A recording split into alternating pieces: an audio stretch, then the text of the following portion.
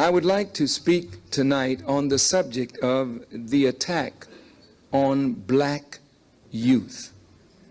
Black men specifically, but black youth in particular. Why is there apparently a conspiracy to destroy black youth? What is so different about our youth that they could become the object of a conspiracy from the highest levels of power, that they are a generation marked to be destroyed? If you were in power in the United States of America, it would be your duty not only to govern according to the Constitution of the United States, but it would be your duty to plan against the enemies that you see that might endanger your status, your power, your privilege. There has always been a fear among the white rulers of this nation that one day black people would rise to do unto them as they have delighted in doing unto us. It is this fear on the part of ruling whites and on the part of white males in particular that causes them to make examples of black men who get quote unquote out of line. And this is why most of our black leaders have been the object of a propaganda campaign that has either led to the imprisonment of that leader, to the assassination of that leader, and to the discrediting of that leader and his ideas. Ideas are the real power behind any man and any movement. There is no great man in history who has ever been great without an underlying idea that is the source of his greatness. Most great men draw strength, guidance, vision from their ideas. And when they spread their ideas, they spread their vision. They spread their guidance. And they give hope to people based upon the people's acceptance of their ideas. So when you kill the leader, you must not only kill the leader, you must destroy the idea that gives the leader leadership and acceptance among the people. And when you kill the idea, you kill the vision, so that the people cannot and will not make progress. So every great leader was a great visionary, and every great visionary had an idea out of which the vision was born. So when that leader was destroyed by those in power set their sight to destroy the idea, thus nullifying the vision, so that the people would remain consistently blind, dependent on white people. This is not anything new or strange. This is the history of our sojourn in America, and it is the history of the suffering of our great leaders. Many of them you already know. Some of them you have no knowledge of. But suffice it to say that the greatest visionaries that we have had, who have moved us forward in the spiritual arena, outside of Christianity and Christendom. Leaders such as Noble Drew Ali, who was the first to try to teach Islam to black people from a black perspective. He was dangerous. Marcus Garvey, who was not a religious teacher, but had religious beliefs. But his idea was social, political, and economic. And his ideas threatened the status quo. So he had to be dealt with. Malcolm X, as a student of the Honorable Elijah Muhammad, a man who could articulate Mr. Muhammad's idea and vision, became dangerous. Martin Luther King, from another perspective, became dangerous. Elijah Muhammad, as like the daddy of it, was dangerous, but the government felt he was up in age and infirmed, so they felt that to kill him would be to invite revolution. So they decided to wait on the evil accident of time, but to manipulate the younger visionaries and kill the younger visionaries. Malcolm was 39 when he was assassinated. Martin Luther King was 39 when he was assassinated. So now there's a problem with our youth. And there is a conspiracy against our youth. And at the root of it is fear. Fear that our youth are not afraid. Fear that there is nothing that they have devised that can control the black youth. Fear because they understand the nature of the youth, the nature of the time, and what time has prepared in our youth and also in the youth of the oppressed throughout the earth. Now, what is the nature of our young people that make them the object of conspiracy and the object of fear?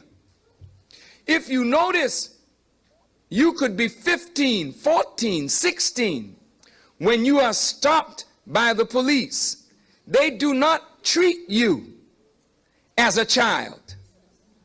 Their fear of the youth is so intense that they kill our young people, either on the street or in police stations. They feel that they have to get rid of you, because if they don't get rid of you, they fear that you will one day get rid of them. But what is the nature of our youth?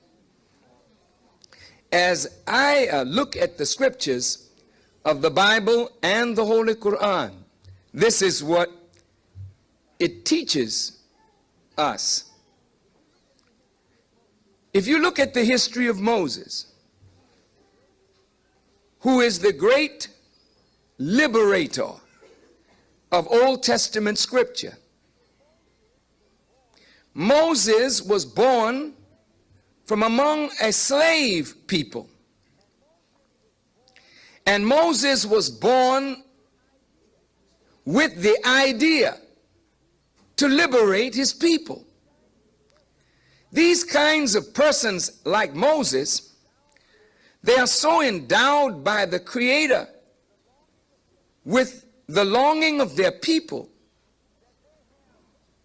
that they have such a strong will to overcome their enemies, that God uses their heart, He uses their minds, He uses their spirit, and He uses their will, and He deposits His word in them, and riding on that will, riding on that determination, riding on that spirit and that love that they are born with for their people, God uses them as instruments for the total liberation. But that liberator has to have helpers who share his own spirit. The visionary is always ahead of his time. Seems like the visionary can never attract to his banner people quite like himself. They are always so far behind him that the visionary cannot fully accomplish what he desires with his contemporaries. If you look at Moses, God gave him Aaron as a contemporary, right? And he had followers from among the children of Israel. But they were not very strong. But they were the first followers. If you look at the Bible and the Quran and compare the scriptures, you will note that there is a scripture in the Quran that says Moses sent Joshua to spy out the land that God had promised. But when he went to spy out the land was filled with giants. And when the report came back that the land was filled with giants, the children of Israel didn't want to go and take the land. Even if God were with them, they didn't have the heart to stand up against the giants. Not the football giants, but the giants that inhabited the land that God had given to the children of Israel. In the Quran, these words are put in the mouth of the children of Israel, where they said to God, well, no, we're not going in there against those giants. If God wants us to inhabit that land, let him go down there and clear the giants out, then we'll go in. That's a paraphrase of what is written in the Quran. Now, what a trifling people. Here God had come, given them Moses, sent a man to spy out the land, chose the land for them, and was going to aid them in moving the giants off the land, which meant they had to confront the giant. But they didn't have the heart for the confrontation. So they said, no, we ain't going nowhere. If you want us to go in that land, sir, you just have to go clear them out. Well, God heard this. He saw their character. He saw their weakness and courage. So he said, let them wander in the wilderness until they die out. And we will take their children, and they will inhabit the promised land. Why? Because the children of those who walked with the prophet but didn't walk strong with the prophet, the children were more of the mind and spirit and determination to challenge whatever was in their way. So God can't use weak people. He uses weak people. I don't want to say can't use weak people, because he's using us. But to do a job for God, you can't be weak in faith. That's the thing. You can be weak, but you can't be weak in faith, because God is going to ride in on your faith in him. And he wants to prove to the world that I'm with you. So if I take children and send them up against the giants, and they overcome the giants, what else can the world say but God was with those children? Do you follow what I'm saying? God was using them to make himself known, because up to that time, Pharaoh was God. So after he got rid of Pharaoh, there was still a land with some giants in it. And after God had gotten rid of Pharaoh, they should have had the faith to say, we can go and do that. God has gotten rid of Pharaoh and his army. Surely we can take care of these giants. But because they didn't have that courage, God had to use the young people.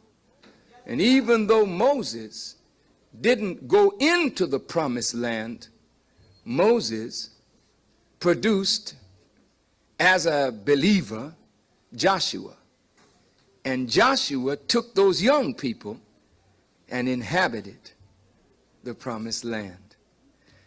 Now, if you take that scripture and bring it up to 1992, now we can see what's happening. Because today, our own fathers who believed in Noble Drew Ali, who believed in Martin Luther King, who believed in Malcolm X, who believed in Marcus Garvey, who believed in the great teachers of the past, our parents walked with those great men, but they were not faithful enough, strong enough in faith to carry the vision on when the leader was not among them. When Garvey was gone, the people that Garvey had left behind were strong to try and carry on, but they were overpowered by the weakness of the many. Same with the followers of Noble Drew Ali. The same with Martin Luther King's followers. And those who say they believe in Malcolm X, they really don't know the idea. They just know the personality, but they don't know the idea. So all they can do is hang his picture on the wall. But if you don't have his idea, you can't carry Malcolm into the future. Do you follow what I'm saying? So this becomes a personality cult where we adore a certain man and make him a hero, but that's not the purpose. The purpose is to become imbued with the vision and the idea that made him who he was, that you may become the great man of today and tomorrow. So here we are, 1992, and black youth fearless. They are ready to move for liberation. It is not necessarily that they have to move the giants or Caucasian people who have become like a mountain in the eyes of black people. But like Jesus said, if you have faith, the grain of a mustard seed, you could say to the mountain, be removed. It's not talking about going out to Mount Everest or one of these big mountains and say, I got faith, and say, be removed, and the mountain is just going to go away. You'll be out there hollering, be removed for a long time, brother.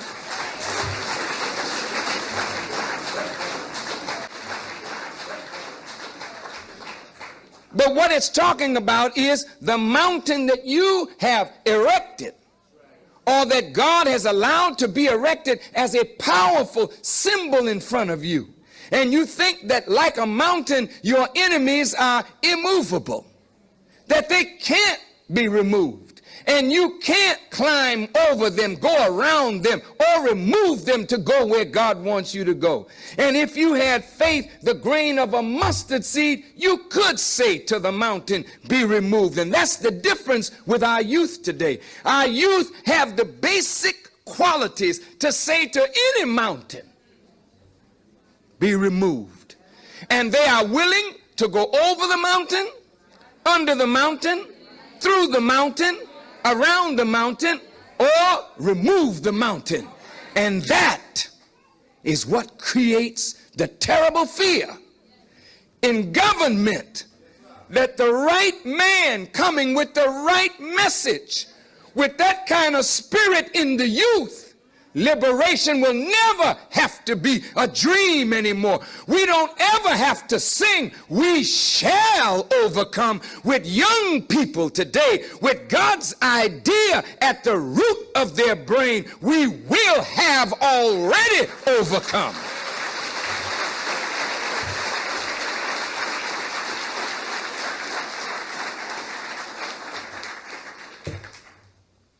The fearlessness of youth, the anger of youth is being turned in to a self-destructive modality. It isn't that black people want to kill one another, but business is being removed from the black community. And we as the elders have not supplied or created jobs for our own young people. So since we have failed in our duty and government is failing in its duty, so jobs are being removed so the young people have no place to go. They sit and they look at television and they see the lifestyle of the rich and the famous. And they say, why not me?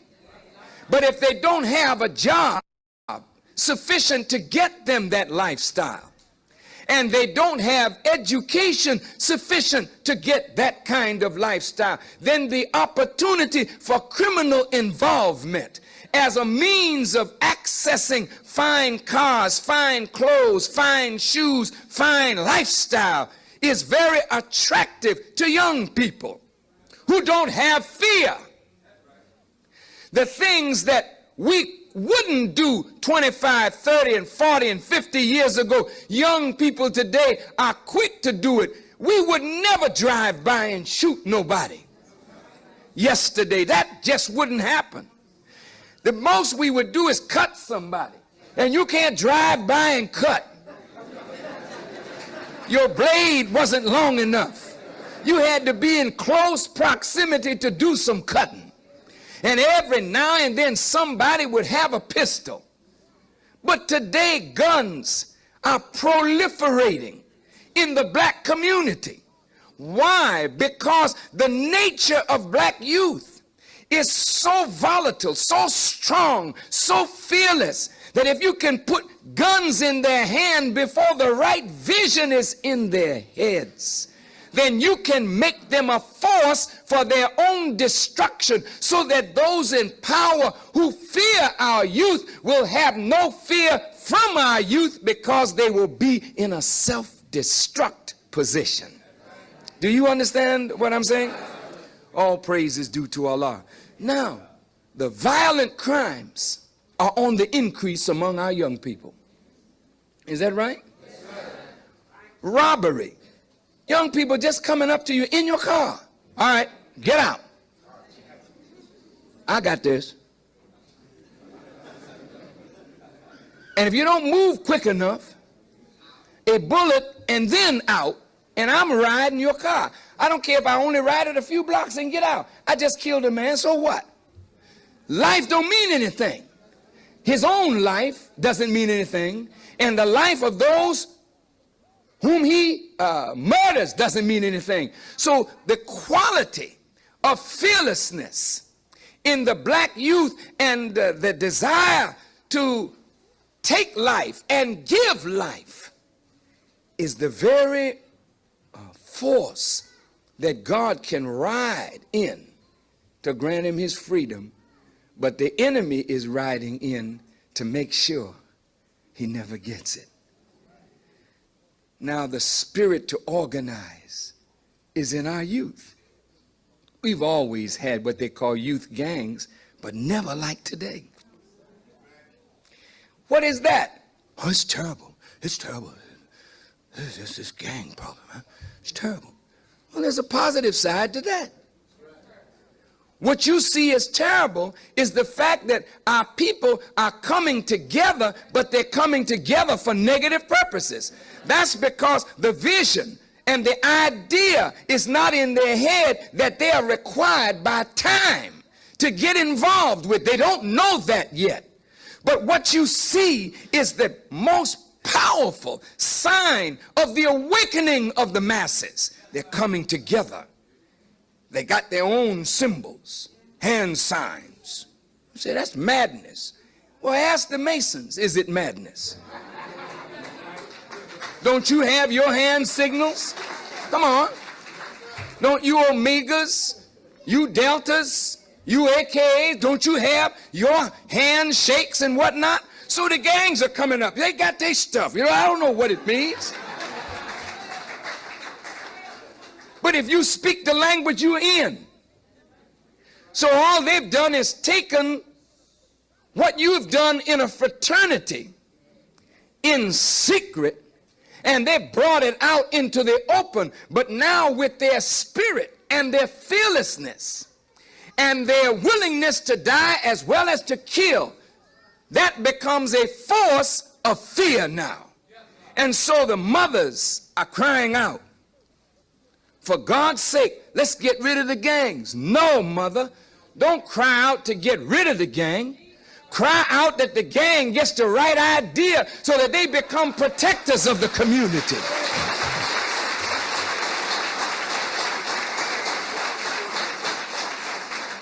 The reason the police fear the gang is because the police have been the only gang in town. Huh? And they have ganged up on us. So now something is coming up that they fear. What I'm suggesting is that what we want to do is turn a negative thing into a positive force.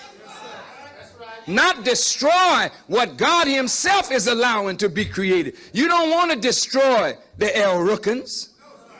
You want to put in their hearts the vision and the idea of Noble Drew Ali, the idea of Muhammad, the idea of Garvey, so that they have a vision, so that they work to build community and not tear community down.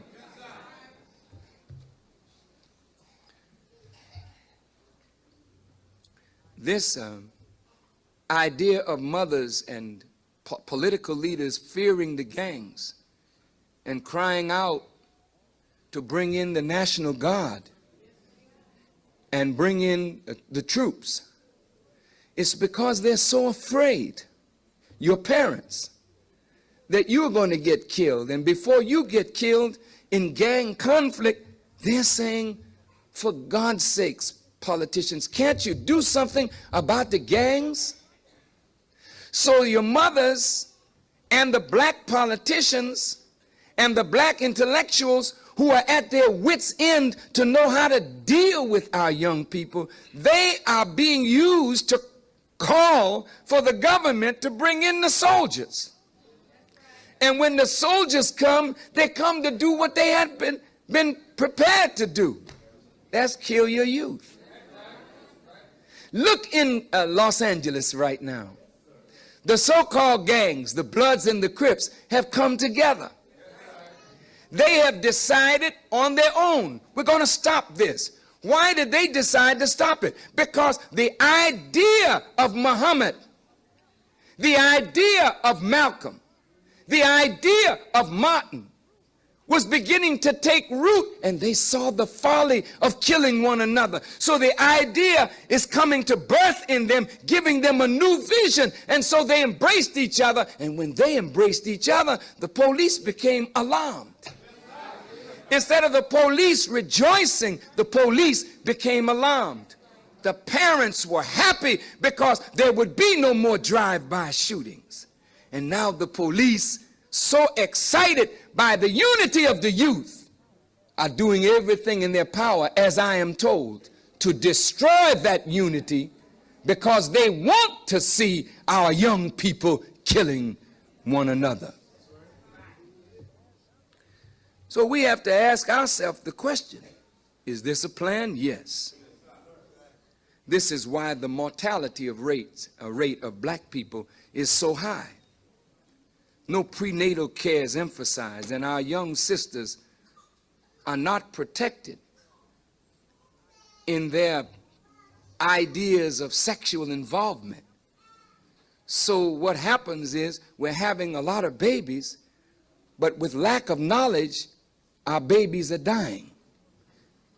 Dying from lack of care, but also dying from disease. So this is all, again, part of the plan. Not only do they fear the youth today, they don't want the babies to come to youth.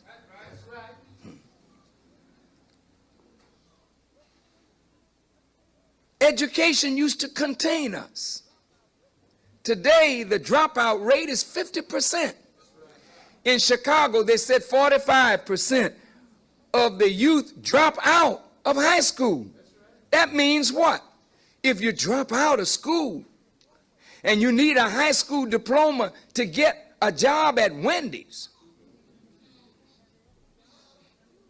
and there aren't but a few jobs at Wendy's. So without a high school diploma, what kind of job will you get? Nothing. You either go in the army, and it's so high tech today, and with the Russians not being a threat, the army is not putting ads on that Uncle Sam needs you. That, as you notice, is being played down now. So there is no future for you. Boy, this is really something. The murder rate in the black community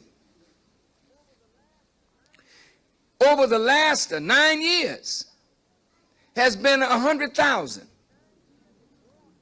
In 9 years of war in Vietnam, the total loss was about 59,000 that lost their lives in Vietnam in 9 years, in a battle zone. But in the ghetto, in the last 9 years, we've lost over 100,000 lives to violent death.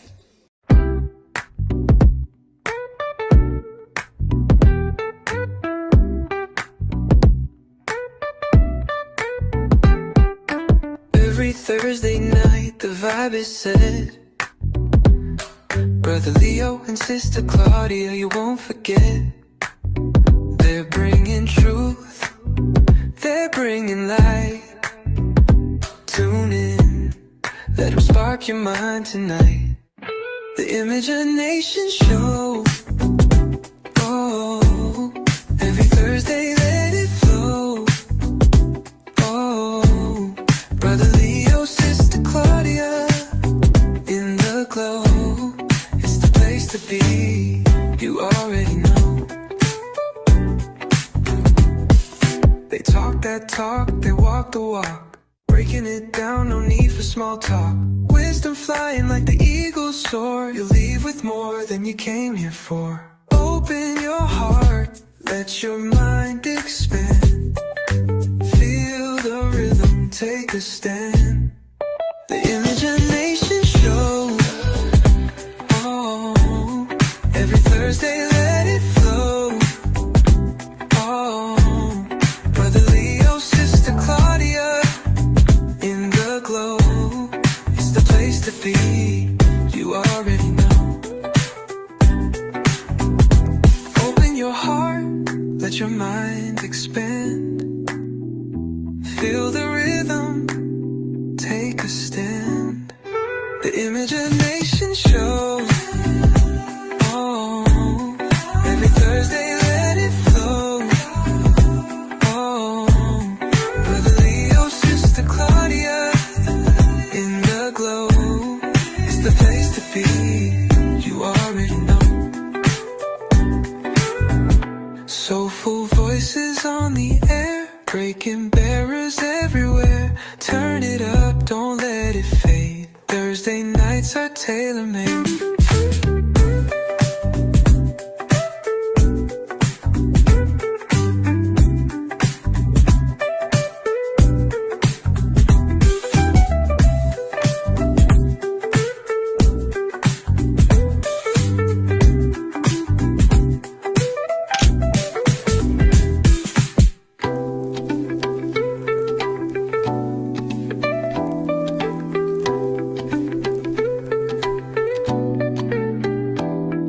Soulful voices on the air, breaking barriers everywhere.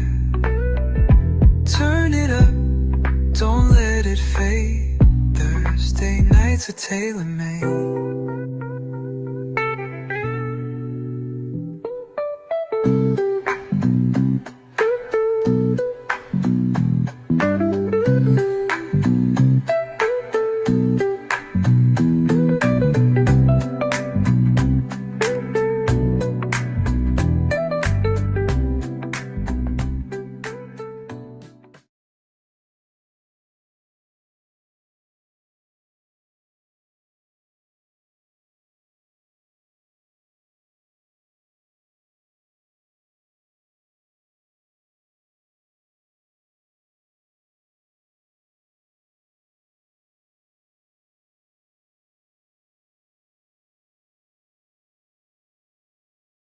Praise be to Allah.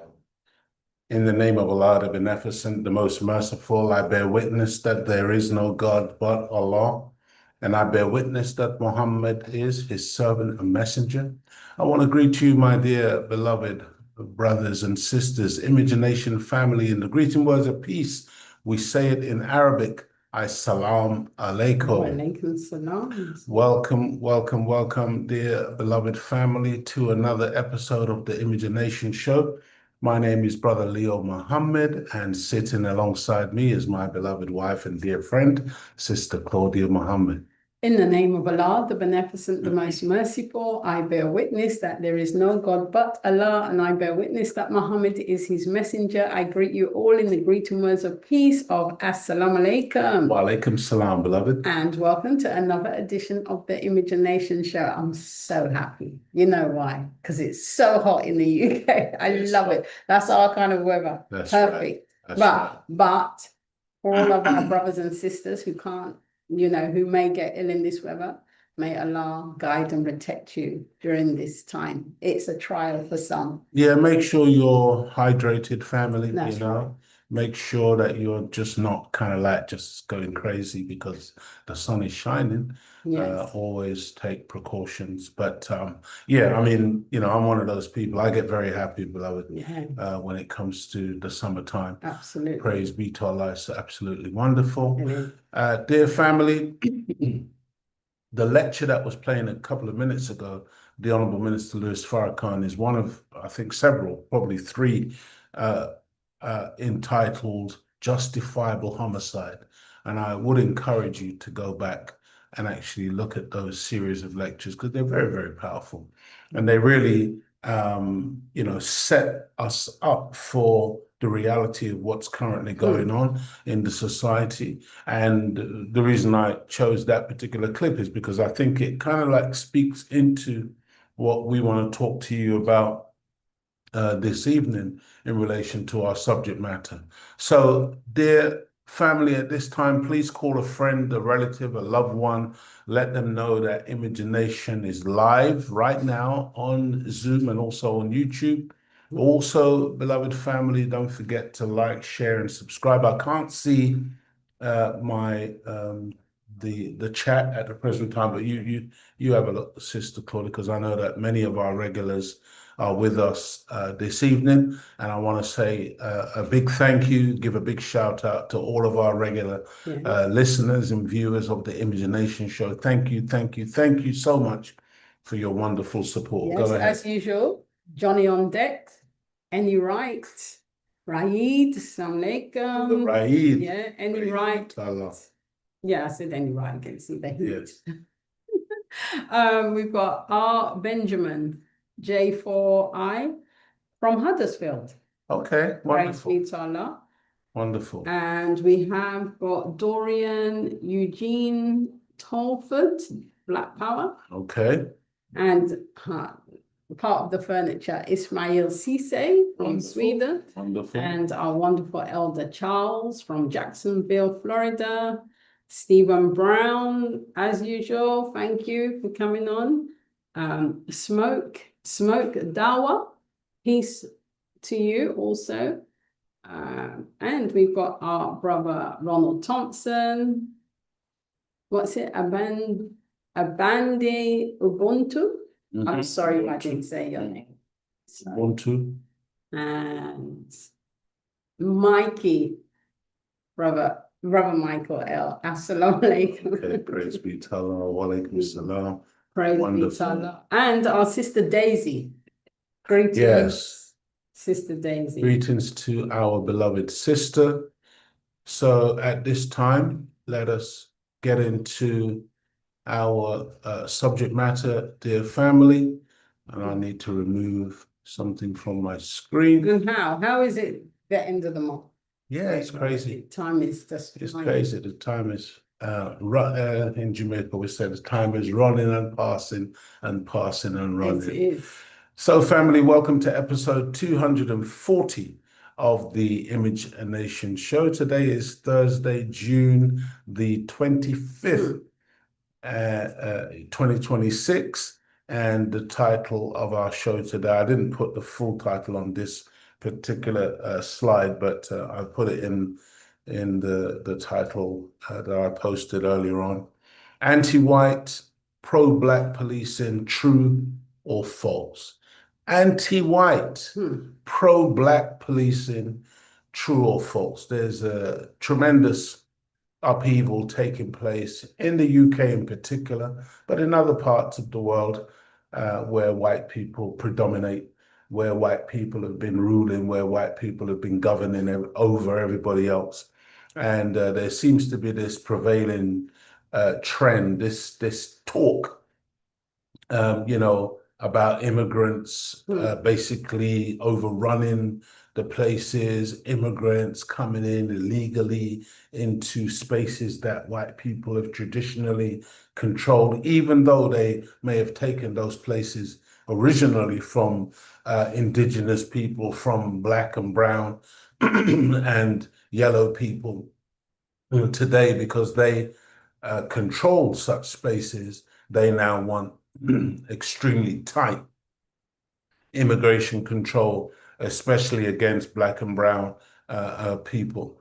And so there is a lot of talk that's currently taking place, as I said, in particular in Britain, but there's a big immigration talk going on in America, and action which has been initiated by Donald Trump and his government in trying to literally throw people out of the country, capturing people, arresting people, which has even led to, disturbances, major disturbances in the streets, and even the killing of some innocent people in some of the demonstrations which have taken place. So we wanted to look at this. We wanted to look specifically at this idea of a anti-white and pro-black police system that is supposed to be happening, because all of these white people, again, in the UK, are very upset. They're talking about a two-tier police system whereby, the police are not clamping down, they're not cracking down enough on the asylum seekers, on the immigrants, on the black people, on these people who are coming in from the Middle East. They never mention why the people are flooding in from the Middle East. The fact that their countries have been bombed, the fact that their countries have been invaded by Western powers, and that the people's countries are being made into such a mess that now they're seeking greener pastures. They're looking for somewhere where they can have some peace and tranquility, where they may be able to get a job, maybe where they may be able to make a living, maybe where they might be able to raise a family instead of being in a war zone that's been created primarily from the West. And so, this is the reality, dear family, of what we want to take a look at this evening in terms of this particular subject matter. So please bear with us, myself and Sister Claudia. We're not in our usual place. We're kind of like on the move a little bit. So if you bear with us, the camera is not 100%. Did you see the camera did a little strange thing just now? I pray that it Oh yes, it's well. Yeah. Okay, so beloved Imagination family, today we are asking the question: anti-white, pro-black policing in the UK, true or false? This is what we want to know. Is this a true idea or a fanciful false idea? The image on the screen says the white man's burden. And, this particular cartoon has a couple of white men, one British in the front and one American following behind, literally carrying on their backs all of these native people, these Africans and these Chinese and these Arabs and these darker people, carrying them up the hill toward civilization. This is how the white man sees his burden. His burden is to carry all of these native people, all of these indigenous people, all of these black and brown people to civilization. And on the way, he has to go past oppression. He has to go past ignorance and vice and superstition and you name it. All of these things is the white man's burden. But he is not the cause of none of this. No, he is the good white man who is burdened by the responsibility of having to carry everyone and everything on his back, the white man's burden. What a joke, dear family. But this is how he is, this is the narrative that he has created globally. And unfortunately, many of our own people have bought into it. They see the white man as the leader. They see him as massa. You know, that's what he forced us to call him when he enslaved us for over 400 years. We had to literally call him massa. We had to bow down. There was a time when we weren't even allowed to look as a black man. We couldn't just look the white man in the eye. When he came into view, we had to lower our gaze. Otherwise, that could literally cost us our very life. Dear family, beloved Imagination family, today we're asking the question, anti-white, pro-black policing in the UK, true or false? Because from Donald Trump, J.D. Vance, which is the vice president, Nigel Farage, the leader of a political party now that they're touting as potentially the one who's going to become the next prime minister in the UK if the Labour Party absolutely collapses with they've just gotten rid of Keir Starmer and they're looking to bring in a new leader. Tommy Robinson, he's very much in the news. Again, one of these right-wing fascist types who is backed by Elon Musk and others. And, these are the people who are really pushing this narrative of a two-tier police system, pushing the narrative of, the white people being, basically discriminated against within their own space.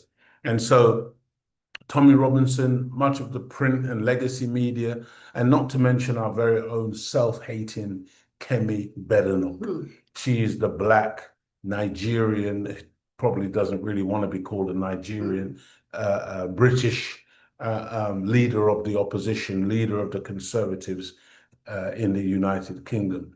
The idea of a two-tier society, and in particular two-tier policing against white people and in favor of black people, this is the prevailing narrative that we are all being asked to accept as the unfairness that is bringing Britain and the white Western world down. This is from their perspective, from this, the legacy media and these politicians and these talking heads.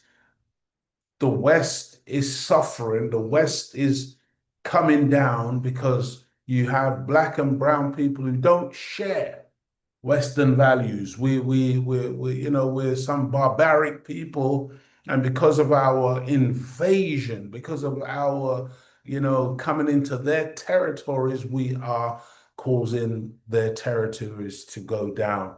That's the narrative from Trump. That's the narrative from the West generally. So we're asking the question, is this true or false? Go ahead. Well, Masonic 4010 says UK and America is a white man country. I like what Hucker says. His burden Who says Tucker or No, Hucker? Okay. Yeah. Hacker. Hucker. HKA. Yeah. His burden is time is up. I love that. It's so true. Absolutely. And Masonic 4010 said, if it wasn't for us, white man, African countries and Arab countries wouldn't have modern day medicine. Absolutely. Absolutely. And I love that. I see we have a very, very beautiful, conscious audience on the Imagination show. Yeah. And, you know what you're talking about. Right. You know your stuff. The reality is that, believe me, family, without black people, there would be nothing. This world wouldn't even exist. That's right. You understand, everything today that they have, they got it from us. And so, let's continue with the narrative. And by the way, also, you'll see me looking down here from time to time, because what I want to do, I'm also gonna read some actual facts, some statistics according to their own you know, governments and organizations. For instance, let me begin this way and say this is in 2025, according to the Home Office own figures. The Home Office is the government department in the UK. According to the Home Office own figures, black men were 4 times more likely to be stopped and searched than white men. Now, look, if the Home Office is saying that, I can assure you it's going to be the figure is much higher because they always play down their wickedness. They always play down what they're really doing. But according to their own Home Office, black men were 4 times more likely to be stopped and searched than white men. 8 years ago, this is still according to them, 8 years ago, that number was 10 times more likely to be stopped and searched than a white person. Okay, so that's just, I'm going to give you a lot more from there, but I'm just showing you how this idea of a two-tier police system in favor of black people and anti-white, come on. According to the generally accepted definition or understanding of what is called institutional racism, or what is sometimes also known as systemic or structural racism, it is a reference to the policies, practices, and procedures embedded within organizations, governments, or societal structures and systems that routinely and by design produce racially unequal outcomes. Okay?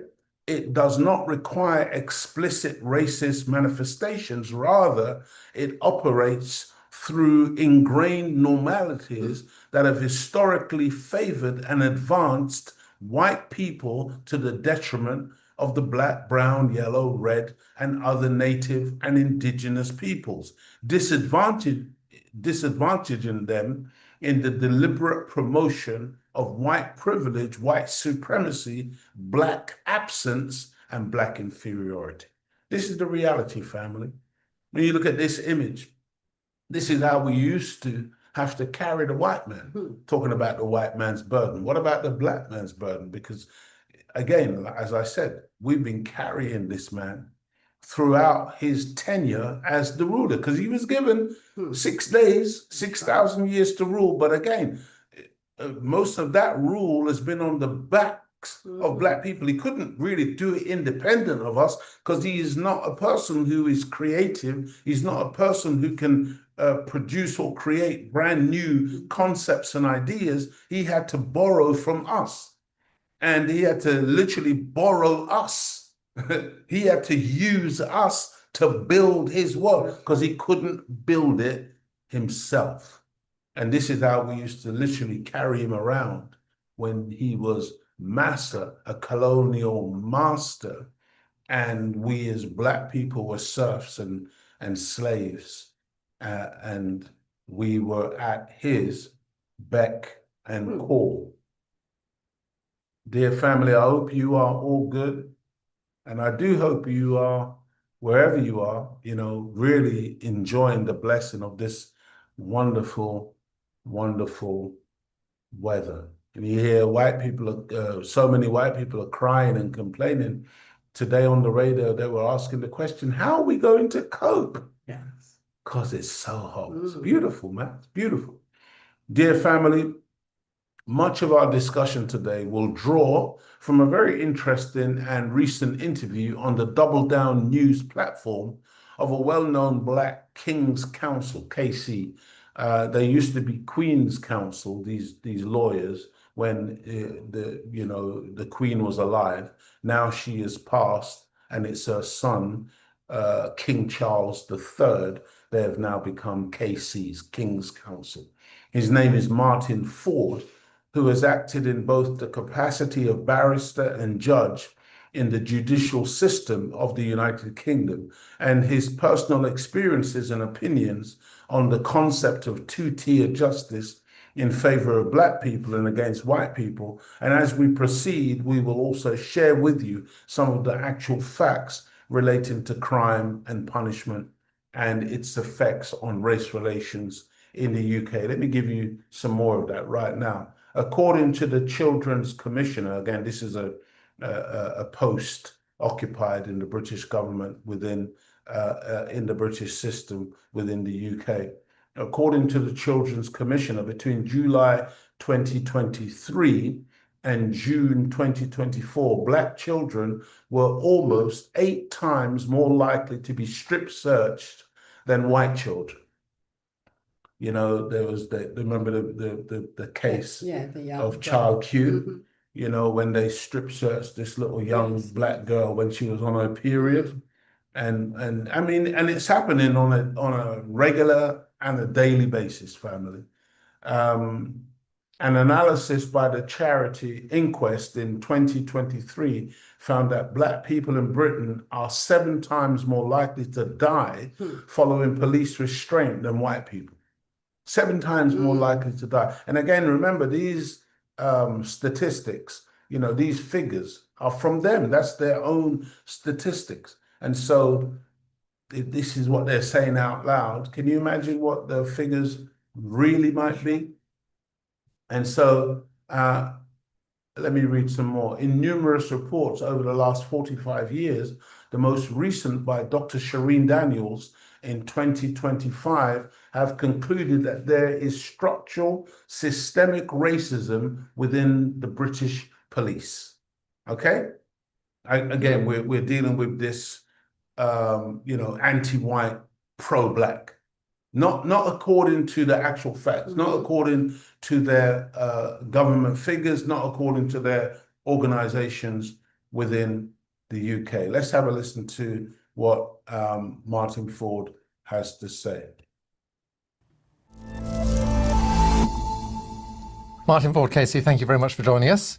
Delighted. Now, in the wake of the dreadful Henry Novak murder, a narrative has sort of become established in the media that things have gone too far. That in fact, if anything, particularly in terms of policing, it's white people who are now being discriminated against. As somebody who has worked in this area all of your professional life, what's your reaction to that? It was wicked what those 2 brothers did. They rang in to complain of a racist attack or racist abuse. It's a tragedy, and my heart goes out to the family. So if you're unfamiliar with this case, it was a recent case that came to light. It happened, you know, some time ago, but a white boy was stabbed by an Asian, a Sikh person. And then that Sikh person reported to the police that he had been racially abused by this white boy. So when the police showed up, according to what we saw on their body camera, they assumed that the white boy that was laying on the ground was the perpetrator, was the aggressor, and that the Sikh boy who had reported that he had been racially abused was the victim. And so they handcuffed him on the ground, and ultimately he died from his stab wounds. They later discovered that obviously he was a victim and that the Sikh boy had lied to them about being the victim, and ultimately that Sikh boy is now doing life in prison. But this incident has been blown up now by, you know, some elements of the white media, and like I mentioned before, certain politicians and others saying that this is evidence of a 2-tier society whereby, you know, the white boy was wrongly judged or whatever. I say to you, with all due respects, dear family, that this was one of those situations. The police often get it very, very wrong when they show up on a scene and they don't know. Most of the time, they assume that it's the black person who is the perpetrator. Most of the time, they assume that it's the black person who has committed some type of offense. And most of the time, 99.9 times out of 100, it'll be the black person getting arrested, even though they are the innocent party and they're the ones who, and I've seen it, personally seen it happen so many times where it's us who have actually called the police. And when they arrive, they are immediately looking to arrest us rather than the perpetrators. But on this one occasion, they appear to have got it wrong initially, and now the whole of this white storm has blown up, and this is evidence of bias against white people in favor of not even black people. This is a brown, so-called brown person, this Sikh individual. Now, Sikhs, they're allowed to carry this ceremonial dagger. And ever since Sikhs have been carrying this ceremonial dagger in the UK, I guess they can do it in other parts of the world, particularly in India, I guess, because it's part of their dress code. They wear a turban, they carry this ceremonial dagger. In the history of Sikhs carrying the ceremonial dagger in the UK, there's never been one incident where a Sikh has used that dagger in an offensive manner to cause injury to anybody. But now they're calling for the ceremonial dagger to be banned and whatever. This, again, evidence of a two-tier system, because how is it that they're allowed to carry a knife?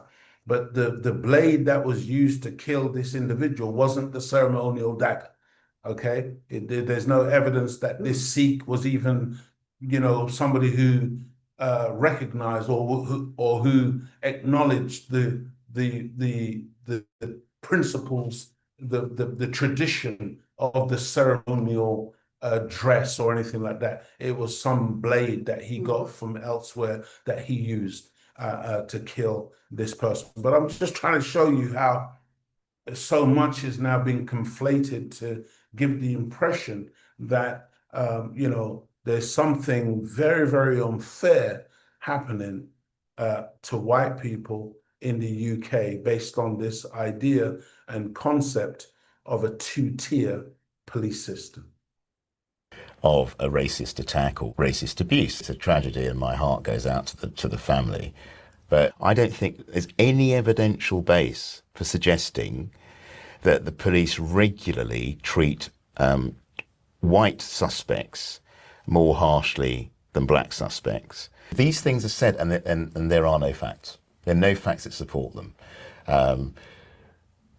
The Metropolitan Police Commissioner Rowley, wrongly in my view, denied that the Met Police were institutionally racist. That's not my experience of them. David Lammy has also decided the police are not institutional. And just, so that you know that the commissioner, the head of the Metropolitan Police, has always been in denial about the Metropolitan Police in particular, but British police generally, being institutionally racist, despite, and I'll show you the evidence in a little while, despite the fact that, again, there's been numerous commissioned reports and inquiries into these issues, and each time white judges have come back and said, yes, these entities, these organizations, these institutions are in fact institutionally racist.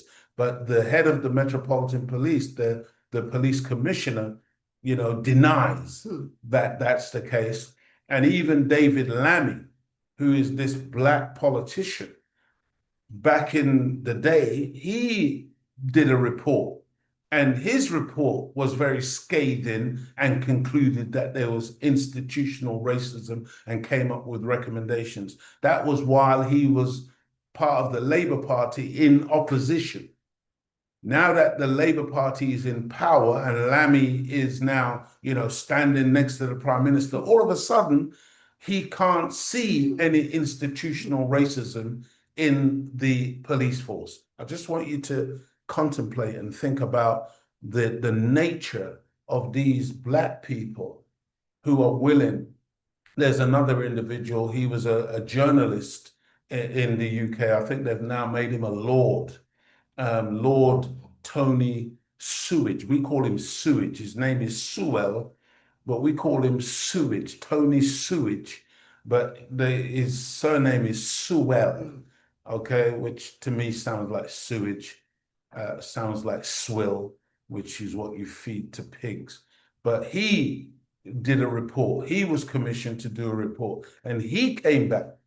No, there's no institutional racism among this institution which has been proven over and over again to be institutionally racist against black people.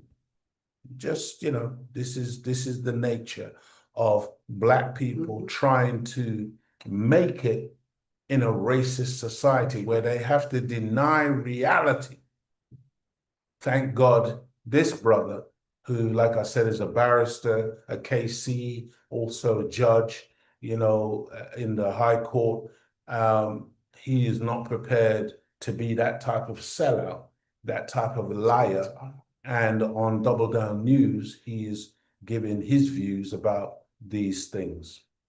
Racist. Yes, which is odd given his 2018 report, which showed by every statistical matrix there was massive discrimination within the criminal justice system. Lower threshold for charging young black men. Adultification. I regularly see in South London quivering 13, 14-year-olds. I mean, they might be 5'10", in their school uniforms. If you were listening to the Honourable Minister Louis Farrakhan, he touched on that.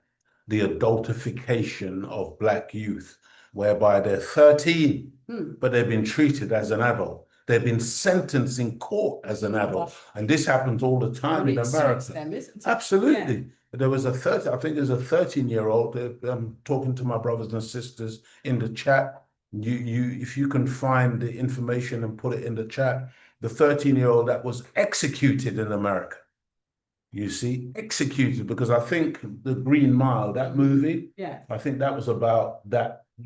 Even though they used the big brother, it was a child. It was a child that they executed, a 13-year-old, where they try little children as adults once they are black. 2018 report, which showed by every statistical matrix there was massive discrimination within the criminal justice system. Lower threshold for charging young black men. Adultification. I regularly see in South London quivering 13, 14-year-olds. I mean, they might be 5'10", in their school uniforms, being treated as if they're 25-year-olds. You see it in the youth courts. So the dispensation of justice is far more punitive when it comes to young black men than their white equivalents. I sat for 10 years as a Crown Court recorder. I heard at times in the judicial dining room some pretty shocking comments about ethnic minority defendants, assumptions made about their likely guilt. A lot of, well, if they were all like you, Martin, quite often mistaken for a well-dressed defendant. So I was always the victim of microaggression, not how we do things, Mr. Ford, the judge would say. I thought, I was born here, who's the we? So it is, and that causes frustration. And I've seen the police trying to provoke young men into having a violent reaction by taunting them. I mean, I saw an arrest where a young man was asked for ID and eventually produced a bank card. The officer said, "How do I know that's not stolen?" To which he gave the very calm reply, "Every single person with that surname in this country is related to me." So it was difficult for him to say it was mistaken identity. So to my mind, the evidence is all one way in terms of unconscious bias and stereotypes. Yeah. Did you find the young person who was executed? Yes. At age 13 or 14, was it? Yes. George Steiny. Yes, the youngest person executed in America during the 20th century was George Steiny Jr., a 14-year-old African-American boy who was executed in South Carolina in 1944. He was wrongfully convicted of murder, and his conviction was officially vacated by a South Carolina court in 2014. Wow. Then it says, for the youngest person documented in American history, you can read about the Hannah Okush, a 12-year-old Pequot Native American girl who was executed in Connecticut in 1786. Wow. So, Yeah, and these are the ones we are reading about. that's right. This is not talking about the ones that ended up murdered, thrown into rivers, thrown into creeks. You understand what I'm saying? Buried in the woods, hung from trees. I mean, child killing is a significant part of our history. We've been subject to that for many, many years.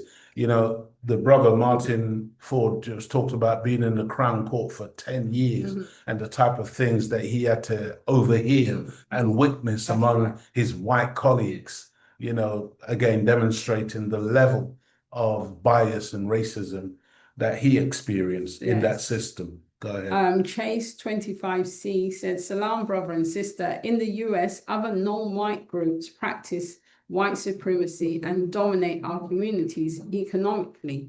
We should be allies, but they have chosen not to be. Is there a solution for this? Yeah, I mean, you know, I would say in answer to that, in truth, part of our problem is that because we have not allied ourselves to ourselves. See, those other groups who come into the Black community and exploit us, the Arabs and the Koreans and Asians and others, it's our fault because we don't unite and ally ourselves to the point where we become a power in and of ourselves, whereby we supply the things that we need for ourselves. We do for self. You see, we do our own nails, we do our own hair, weaves, etc., etc. We don't go to these other groups because, see, believe it or not, as long as we're going to other people, like in the UK, oftentimes if we want a breadfruit or we want ackee and saltfish, or we're going to Asian to get these things, not Black people. It's not, we're not the main people who are importing these foods from our native places in the Caribbean or whatever. It's oftentimes other people. And when you go to another man to get your staples from your own culture, he can't respect you. He can't. You might be demanding respect, but he can't respect you because you're not doing for yourself. You see, no self-respecting Asian or other community is going to be going to somebody else to supply them their needs from their cultural background. They're going to make sure they get that stuff for themselves. Of course, we have to remember that Black people in America, Black people in Europe, Black people in the Caribbean, whatever, we are the only people who have been totally and utterly destroyed. So we're coming from a different place in terms of where we're starting from. But absolutely today, we must learn that we cannot continue to do things the way we've been doing things by not uniting. There is power and strength in our unity. And that's what needs to happen, fam. Right. We need to come together. And in that way, we don't have to allow other people to come in and exploit us and ill-treat us and do the things that they do, because we are going to do it for ourselves. And we have to learn to fall in love with our own Black self. See, love your neighbor as yourself, your neighbor being that other Black brother, that Black sister. Loving yourself is critical in this. And then love the people that look like you, man, that act like you, that are your family, your kith and your kin, your cultural family. See, but unfortunately, historically, that's not what's happened. We've been divided a lot of the times and ruled over because we, you know, the minister, when he was talking earlier, he mentioned the gangs, the Orukans and the Bloods and the Crips, and we've allowed others to divide us and make us kill each other over a color. Blue or red, who's wearing blue or who's wearing red. And that was enough for us to slaughter one another. In Jamaica, in the political season, when election time comes around, the Americans were able to illicitly import guns into the Black community, and we would go to shooting and killing each other over politics. You see? And so, family, this is what we've got to understand, that we are a very powerful, potentially very, very powerful set of people on this planet, wherever we are. But our problem is a lack of unity and the ability to do for ourselves what other people take for granted in doing for themselves. I hope that makes sense in answer to that particular question. Okay. I like what Mark Vaughan says, David Lammy, the black cracketician. I like that. Yes. Practitioner. That's a good one. That is. Mhm. Any Wright says Joe Pearsons was 12 years old. He was hung in Georgia in 1915. Wow, wow. And- And yeah, and if the more you search, I'm telling you, the more cases you'll find because there's loads and loads. There are certain key ones that are constantly highlighted in terms of the history, but in reality, there were hundreds and thousands of so-called miscarriages of justice when it comes to Black people and especially young Black people. If you notice, when the Honourable Minister Louis Farrakhan was speaking earlier, he was talking about the youth, our youth, because the youth have been targeted. Go ahead. At L3L SL33, with all due respect, us as Black people are not all the same. It's different nations being told, me all Black. What do you think? About us not all being the same? Yes. Well, I guess it depends on what you mean by us not all being the same. You know, with Caucasian people, I can assure you, an airplane goes down in the Amazon jungle tomorrow, and on there are 180 Amazonian people, there are 10 Chinese people, there's 2 Japanese people, and there is 1 Englishman, 1 British man, or 1 American. I guarantee you, when the news goes out, you will learn that Englishman. You won't learn the name of anybody else, but you will learn the name of that Englishman or that American white man. Why? Because no matter where they are on the planet, they know their family. So you may think that we are not all family as Black people, but make no mistake about it, that's where we make the mistake, because we don't know how to identify our family on a global scale. But white people do, Asian people do. They know who's who when they look around this world, and they don't go against their own people in order to boost up somebody else's reality. So yeah, you have your view, your opinion, but in my humble opinion, this is why we're in the trouble that we're in, because we think that Black people are all these different people, whatever. Of course, we come from different geographic areas or whatever, and we have different practices based on religious belief and cultural identities or whatever. But fundamentally, as original people, as the people of God, as the original people on the planet Earth who have a particular type of DNA, there is no Neanderthal in our DNA, but there's the Neanderthal in every other race, so-called race, white, yellow, all of them got Neanderthal. When they check out the Black man and the Black woman's DNA, it doesn't exist among us, because we are a unique, special people. From the very beginning, there is no birth record for Black people, for the original people. That nobody can tell you when we came or when we arrived or when we were born or when we were created, because we came with creation. We came with God. So in that way, yes, we are, in terms of our roots, we're one people. But like I said, some of us, we want to believe what the enemy has taught us, that we're so different and we're so diverse, and therefore it's impossible for us to unite and we can't have a United States of Africa like the United States of America. We've got to be 54 or 55 different little countries trying to do business with China. It don't work. We've got to be one United States of Africa. We've got to be the United States of the Caribbean. Then you will see that Black people will start getting some respect, because now we are a powerful bloc that are operating with one voice, operating with one military, one navy, one government, one president.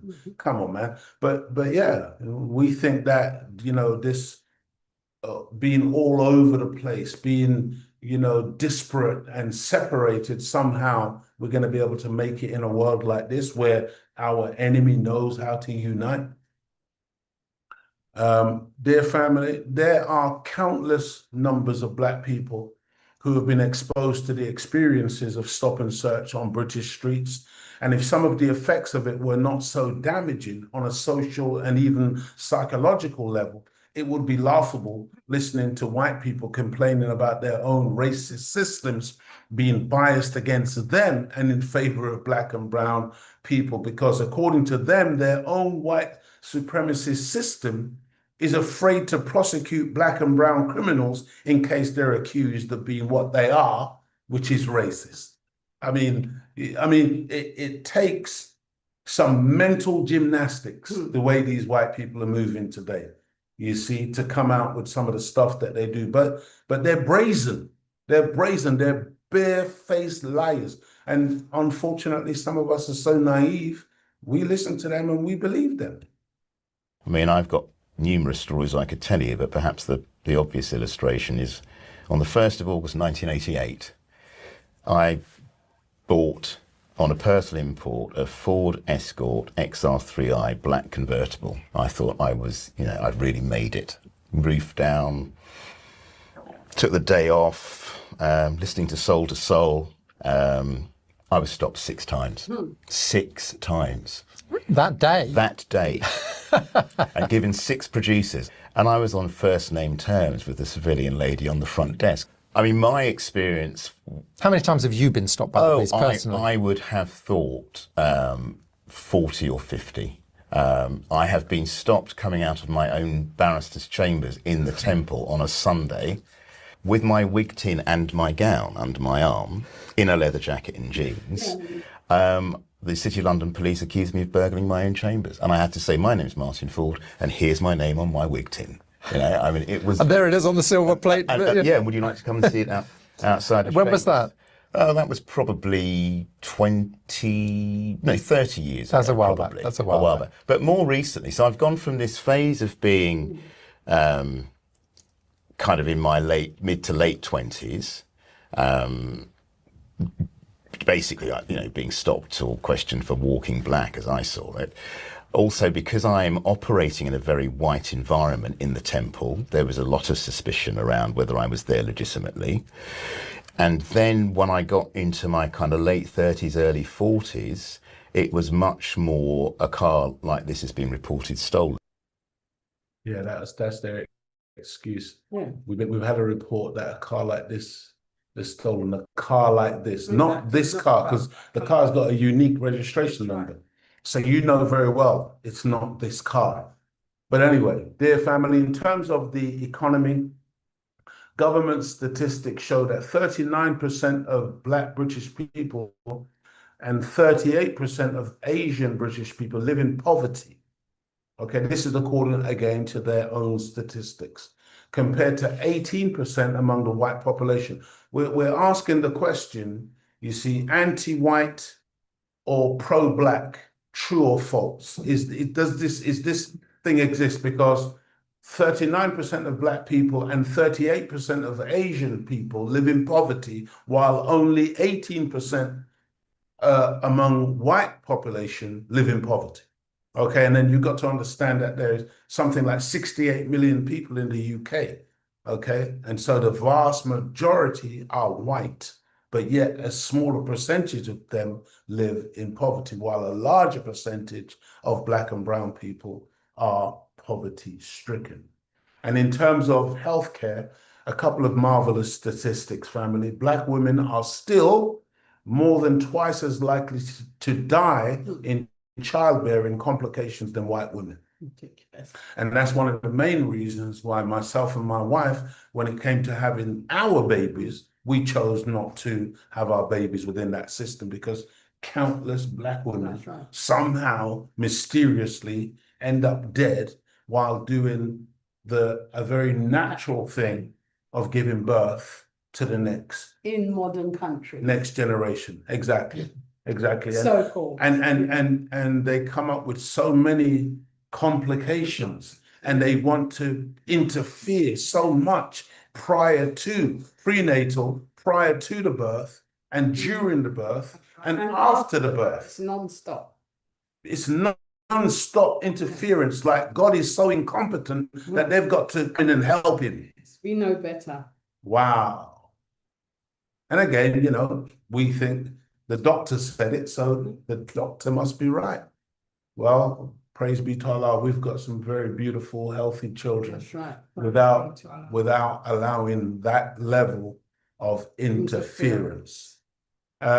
Research from 2023 suggests that the life expectancy of people with learning difficulties from ethnic minority backgrounds is just 34 compared to 62 for white people. I mean, just think about it. Why that level of disparity? Because you've got a learning difficulty, your life expectancy is so much less. 34 years compared to 60. Yes. My God.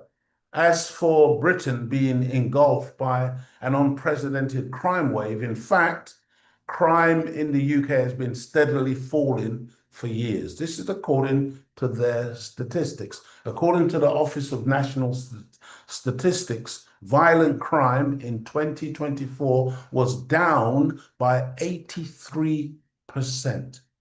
Because, you know, if you listen to these people, you know, crime is out of control and it's black and brown people who are committing these crimes. But according to the national statistics, the Office of National Statistics, violent crime in 2024 was down by 83% compared with 1995, while the murder rate was halved since peaking in 2023. Even knife crime, which is a particular obsession of the right-wing press, fell by 10% in 2025 from the year before.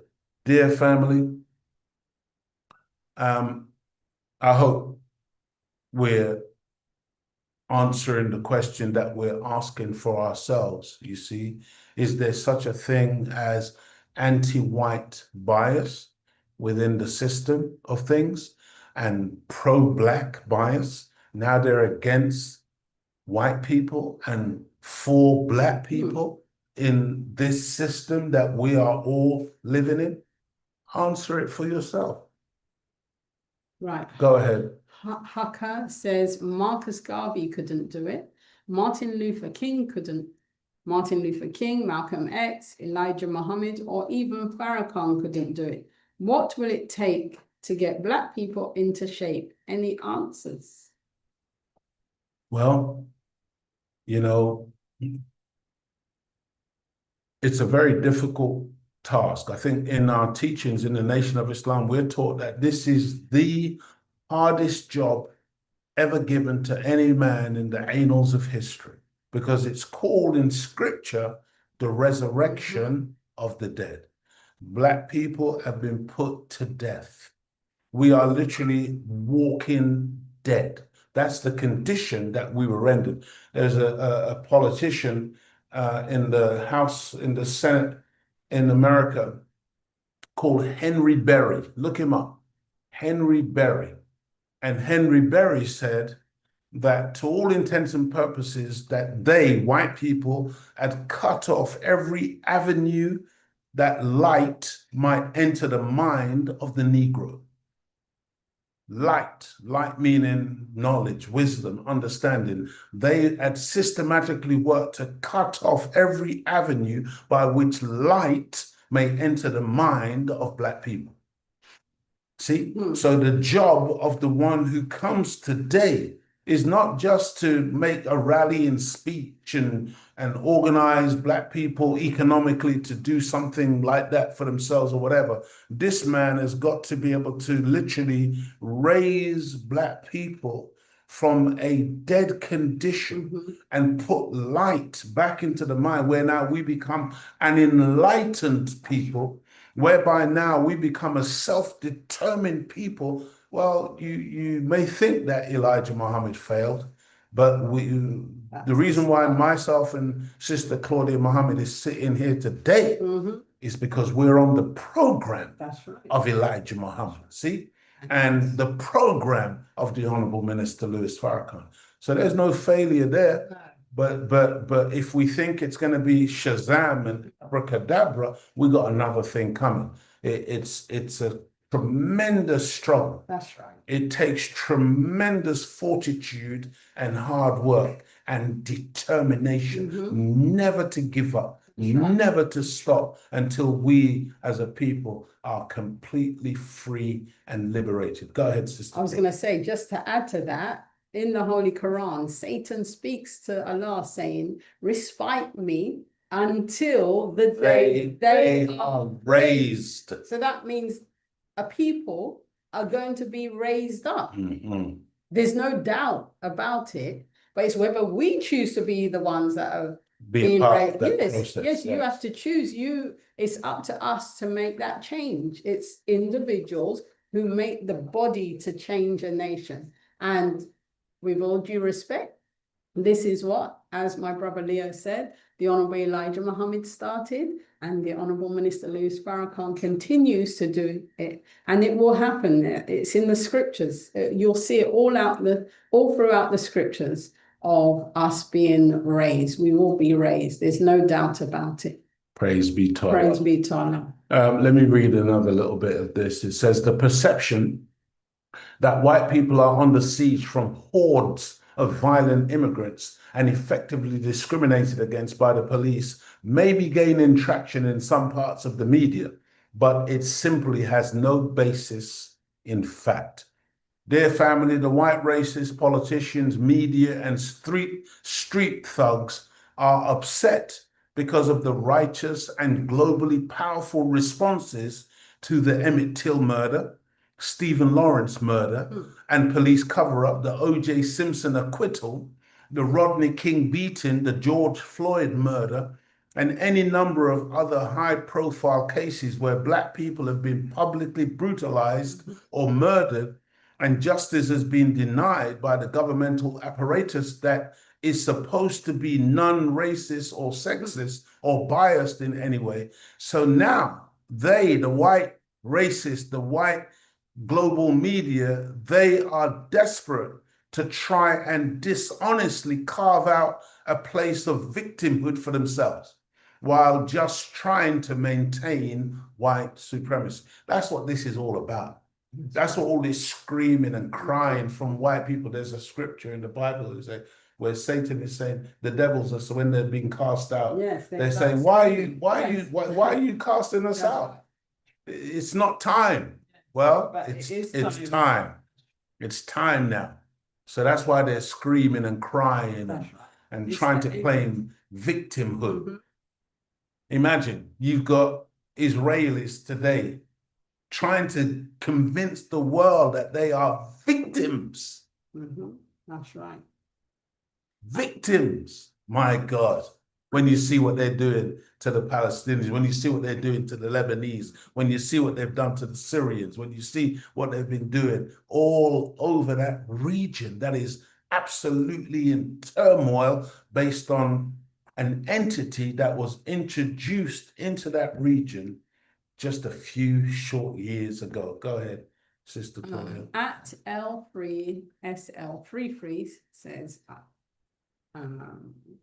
I can't hear you, sir. Blacks in Africa compared to the blacks in the Caribbean have different ancestors, different cultures, different land. I don't understand how we are the same. Yeah, we're the same because we came from Africa. We originated in Africa.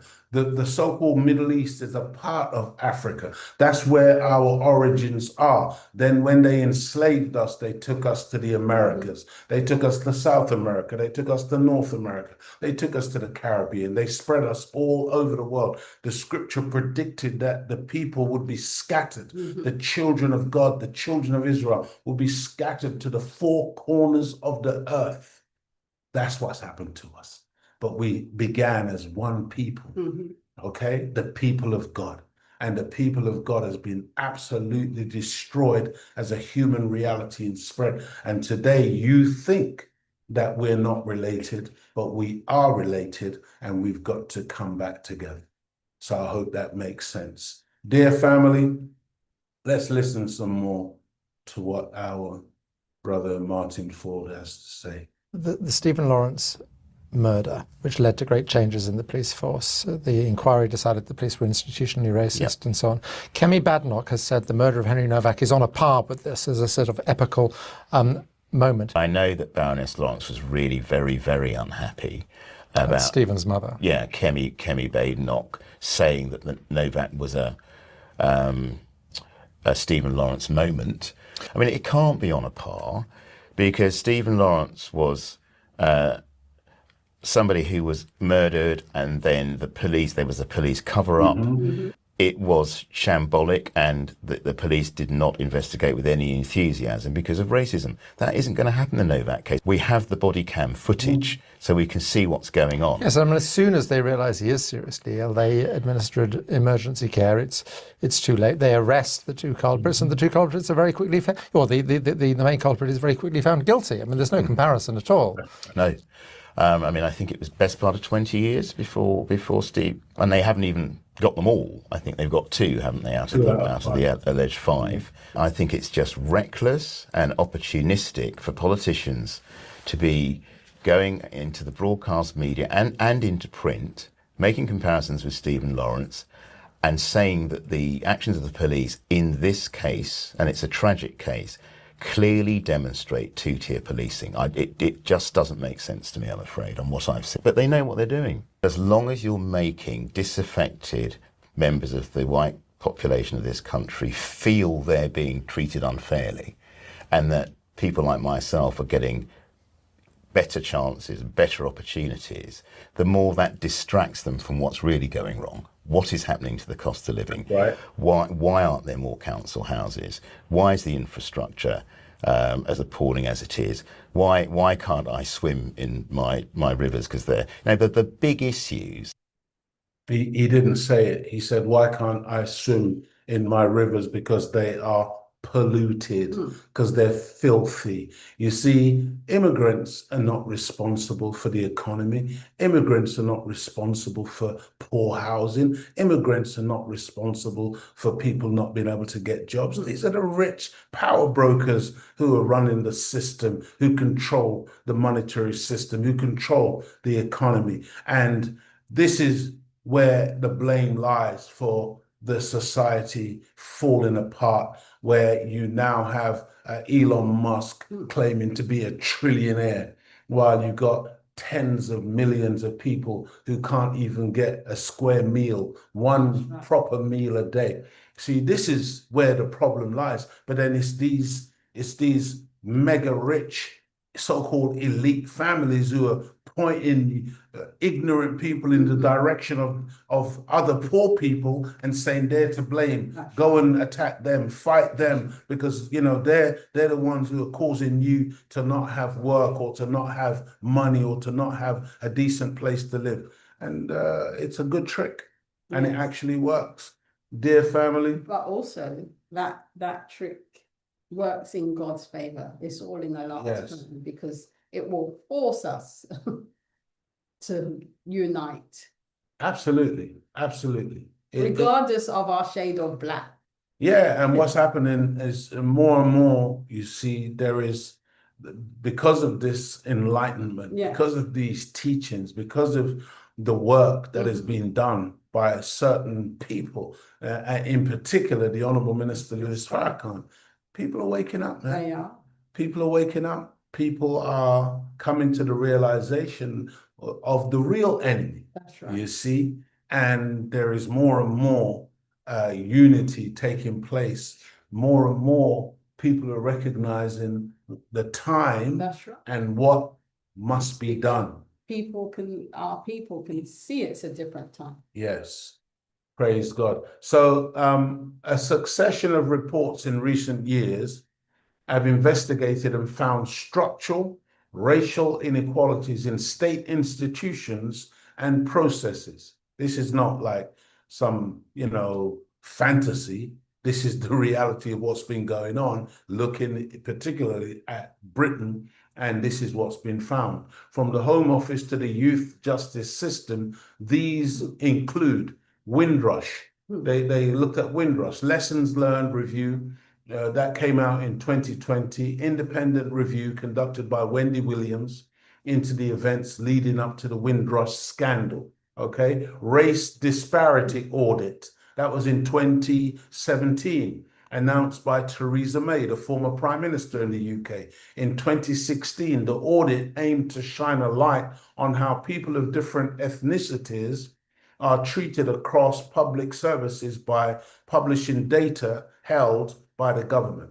The David Lammy Review, which I mentioned earlier, David Lammy Review, which was in 2017, government-backed review into the treatment of Black, Asian, and minority ethnic. The acronym is BAME, B-A-M-E, Black, Asian, and minority ethnic. And you have to be really careful of these definitions, family, and allowing them to label us in these ways, because we're none of those things.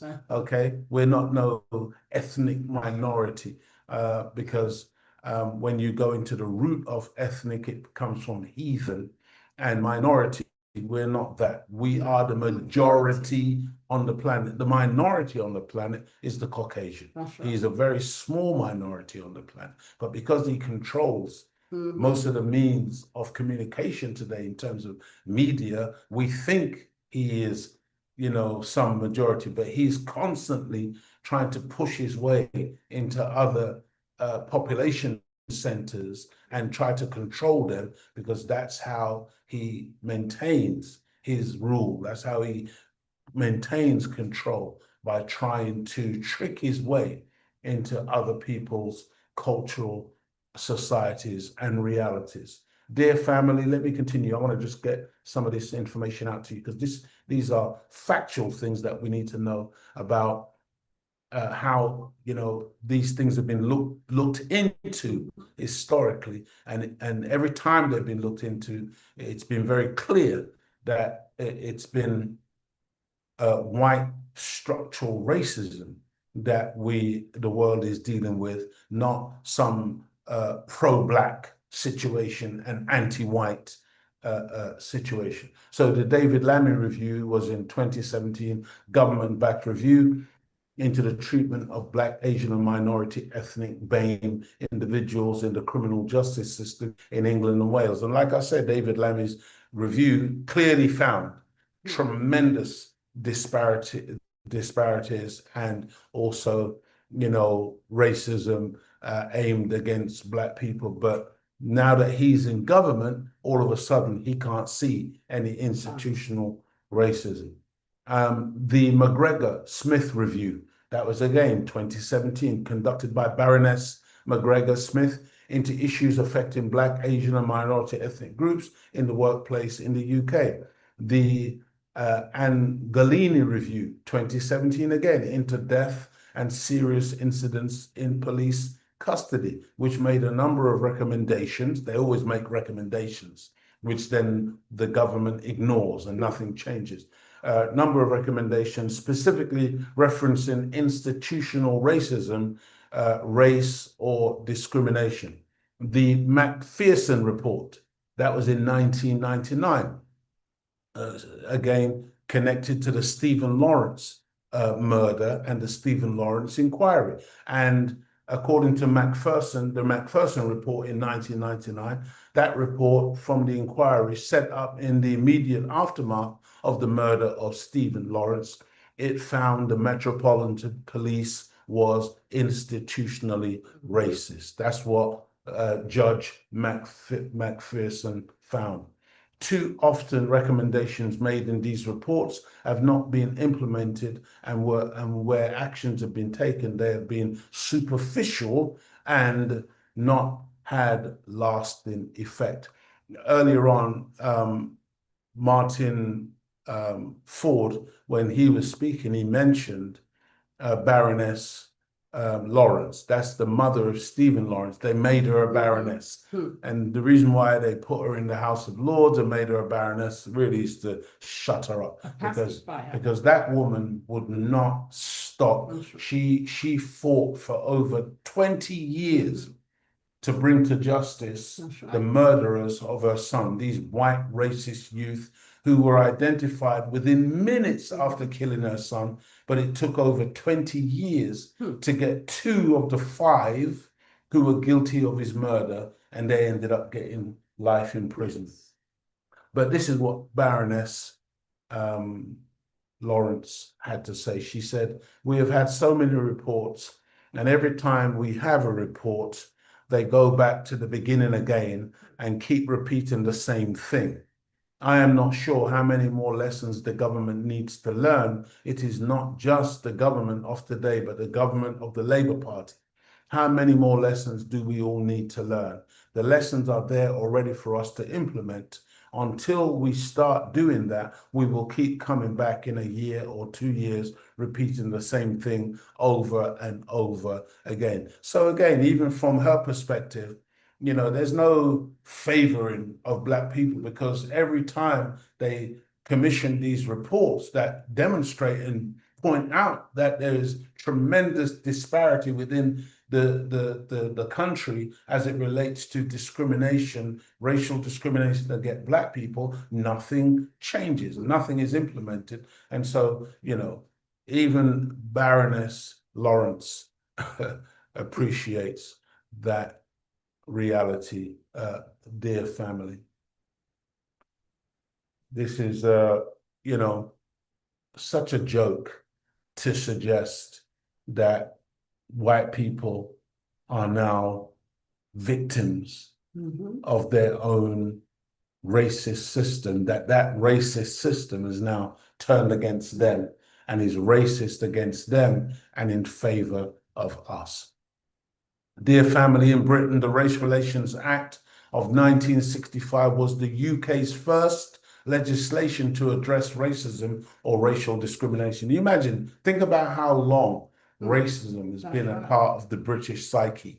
The people who came to Africa on a ship named Jesus in the year 1555 with a pilot called John Hawkins coming to take Black people in chains into the Western world.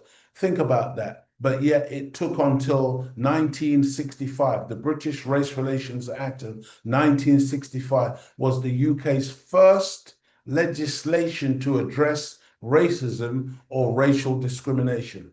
It handled discrimination as a civil offense, but made incitement to racial hatred a criminal offense. However, the first criminal prosecution under the new act was of a Black Power activist, Michael de Freitas, also known as Michael X. So imagine they enact something to challenge, to get a grip on racism, but the first person to be prosecuted is a Black man. You see how these people, he was the first person prosecuted under the incitement to racial hatred clause. He was charged alongside Universal Colored People's Association activists such as Roy Sawa for speeches that were deemed to stir up racial hatred against white people. What do they say about the Nation of Islam? They call us racist. We're racist for pointing out their racism. We become the racist. The Honorable Minister Lewis Farrakhan is called a racist, a bigot, an anti-Semite, all these ugly names which have no basis in fact. Minister is none of those things, and we are none of those things. See, you can't point to any incident in the Nation of Islam where we have gone out and attacked white people. You can't show it. You can't point to one incident where we've touched one hair on the head of one Jew. But yet we are these bogeymen who hate Jews and we're anti-Semitic. Please, you can't put that small-time stuff over on us. See, but that's what they do. They project and they point the finger and they turn the thing around. See, imagine these people, they turn the world upside down. He was charged alongside Universal Colored People's Association activists such as Roy Sawa for speeches that were deemed to stir up racial hatred against white people. Dear family, one of these days we might wake up to the reality of white supremacy and the tricks and lies it employs to stay relevant and in control. Everything is a trick that these people employ. I think you said to me a number of times, was, I don't understand why it's always the brown people who are being done for racism. And it was a thing that was very striking when we did the Labour files. The disciplinary processes were massively disproportionately applied to Jewish people and Muslim people. It seems to me there is a... And people of colour being accused of racism. Yes. And more, I think, at one stage, and if it's still the case, I think there were more Jewish people being disciplined for anti-Semitism than non-Jewish. Yes, I think it was 6 or 7 times more likely. And to be clear here, these were left-wing anti-Zionist Jews who were being done. Do you feel the Labour Party needs to do an ethnic audit of its disciplinary procedures? I think it would be a very good idea, given their history and the rationale for Labour Party existing. I would expect them to be scrupulous about making sure that their procedures were fair and there was no disparity in treatment. So again, I'm surprised that work isn't done, and I think it needs to be done. Yeah, I mean, honestly, family, if you really understand how, for instance, how they went after Jeremy Corbyn. Jeremy Corbyn became the leader of the Labour Party, and he was very much on his way to potentially winning the general election and becoming the Prime Minister. And they had to stop him at all costs, because this is a man who is a bit of a rebel when it comes to their system, and he wasn't about to go along with the hatred of Black people and the hatred of Palestinians and the disparity that has been perpetrated all over this planet. And so Corbyn had to be stopped. Corbyn was then accused of anti-Semitism. And all of the Jewish people in the Labour Party who came out to support Corbyn, they were all deemed to be anti-Semitic. But they're Jews. And they were absolutely systematically pushed out, pushed away, expelled from the party. And again, the same thing. Black people like, what's her name? What's the MP?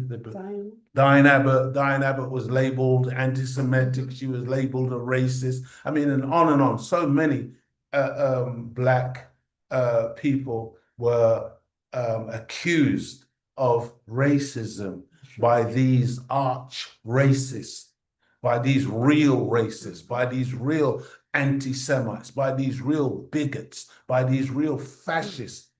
They were the ones who were pointing the finger, and all of a sudden, people who are anti-racist, genuinely anti-racist, were being labeled as racist. This is how the satanic world works, dear family. You see, I've got a little clip here where he talks about, this thing being ludicrous. And I just thought I would write a little bit on it. The word ludicrous used by Martin Ford in this video clip, I couldn't agree with him more, because it means something that is amusing or laughable, though through obvious absurdity, incongruity, exaggeration, or eccentricity. It means something that is meriting derisive laughter. You're laughing at the thing, because it just doesn't make any sense. Or scorn as absurdly inept, false, or foolish. This is all such a stupid accusation it deserves, because this is all such a stupid accusation deserves, because the mere suggestion is ludicrous. Okay? I mean, I couldn't have put it better myself when he said this. I thought it was a very good answer. This idea that the white majority in this country, the 86%, are in some way being treated less favourably by authority figures, by employers, by education establishments than the 14% ethnic minority population in this country is frankly ludicrous. I'm going to play that again. 86% versus 14%. And that 86%, we are to believe that they are now being discriminated against in favor of the small minority of so-called foreign-born people, 14%. This idea The white majority in this country, the 86%, are in some way being treated less favourably by authority figures, by employers, by education establishments than the 14% ethnic minority population in this country is frankly ludicrous. That's what it is, family. It is absolutely ludicrous. And it's just really important that we understand that, you know, this isn't just some little claim that's been made or whatever. It's causing people to be mobilized, white people to be mobilized to attack black people, to attack brown people, to do all kinds of evil. You know, it's not new because this has been going on. Mob attacks, lynchings, you know, kangaroo courts. These things have been going on for years. You see, in America, here, and in other parts of the world, this is not new. But it's just to appreciate that this is not just some claim that's been used in words that doesn't carry weight and doesn't cause tremendous harm to come to the people that are being blamed for all of the ills of the society. It's just really, really important that we don't lose sight of that fact that these words, these claims, they carry tremendous weight, especially when it's the media that's perpetrating a lot of this stuff. And then you've got politicians, and then you've got, you know, rich billionaires who are part of that whole process. You know, I don't use Twitter, or they now call X or whatever, but this is supposed to be one of the main platforms for a lot of this hatred that's been spilling out all over the place based on these false claims of a two-tier policing system or bias, anti-white bias and pro-black bias in their systems. It tends to start with a violent assault, then video documentation of the incident quickly circulates online, priming people to see not just an individual crime, which is what's been happening in the UK. There's been individual crimes, but then they lump that individual crime onto all brown people or all black people or all asylum seekers or all immigrants. This is a tactic that's been used in order to stir up people. This image, I hope you understand where this image comes from. This is Belfast the other day, where a particular incident took place, and then this is how the mob started burning up property that they identified as belonging to immigrants. Yes. Dear family, let me read it again. It tends to start with a violent assault, then video documentation of the incident quickly circulates online, priming people to see not just an individual crime, but a broader story about perceived dangerous outsiders. So it was on June the 8th, 2026, when an assailant badly injured a man in an evening knife attack in Belfast. Within hours, a graphic video of the assault was all over social media, and masked rioters had set homes, cars, and a bus on fire. Moreover, police said properties believed to belong to immigrants were deliberately targeted after authorities charged a Sudanese asylum seeker with attempted murder. This individual attempted to murder a white man in Belfast, and this was the result. Hundreds of black and brown people getting burnt out of their houses, terrorized, had to be running, fleeing for their lives, getting their children out of their places because they were being burnt down. See? And this is what used to happen all the time in America, where a black man would be accused of raping a white woman, and before you know it, a whole town has been torched, burnt down, and tens of black people or hundreds of black people shot to death, lynched, murdered. I think that's what any writer did. We don't burn down churches, it's these people. It's these people that do that. We don't do that. We don't attack people's places of worship or, you know, their synagogues or any of that. We don't do those things, beloved. That's not us. So, family, Dr. Francis Cress Welsing's concept of the fear of genetic annihilation is the psychological core of her Cress theory of color confrontation. She posited that white supremacy is a complex survival mechanism driven by a subconscious anxiety that the white population's recessive genetic traits could be entirely bred out by the genetically dominant majority of non-white people worldwide. These white men in the UK are angry and frustrated because of their perceived lack of power and control over the world. And the seeming takeover by black and brown people, everywhere they turn, they see us growing and multiplying, which is a trend they are desperate to stop or reverse. Which they can't. So look at these white men now in the UK. Look at them.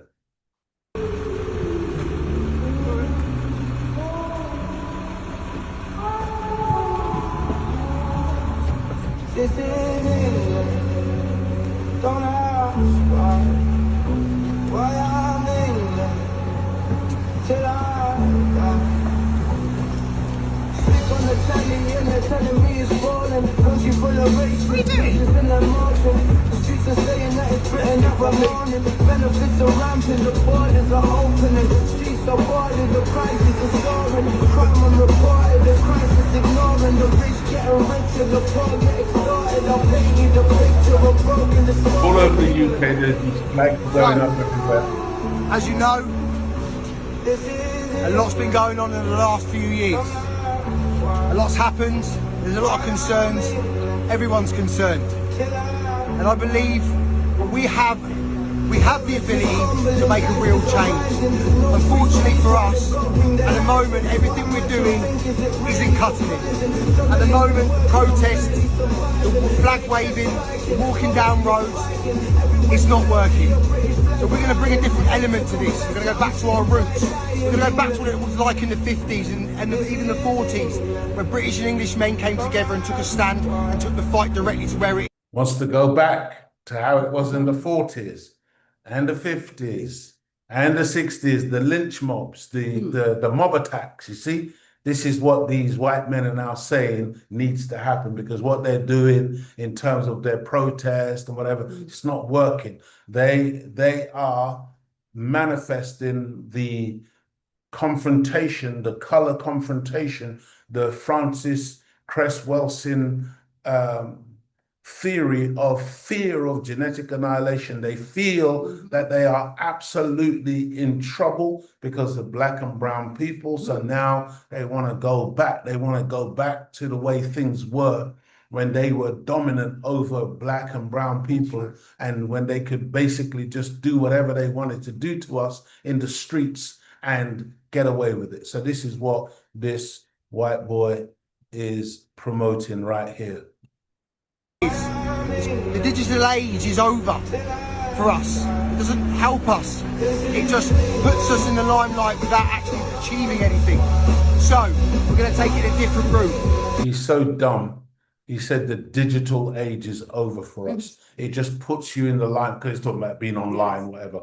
They don't want to be online no more. They want to be on the streets. They want to create mobs now to go out on the street and deal with, you know, the perceived enemy. So the digital age is over. But in a minute, you're going to see he's going to tell you to go to a website.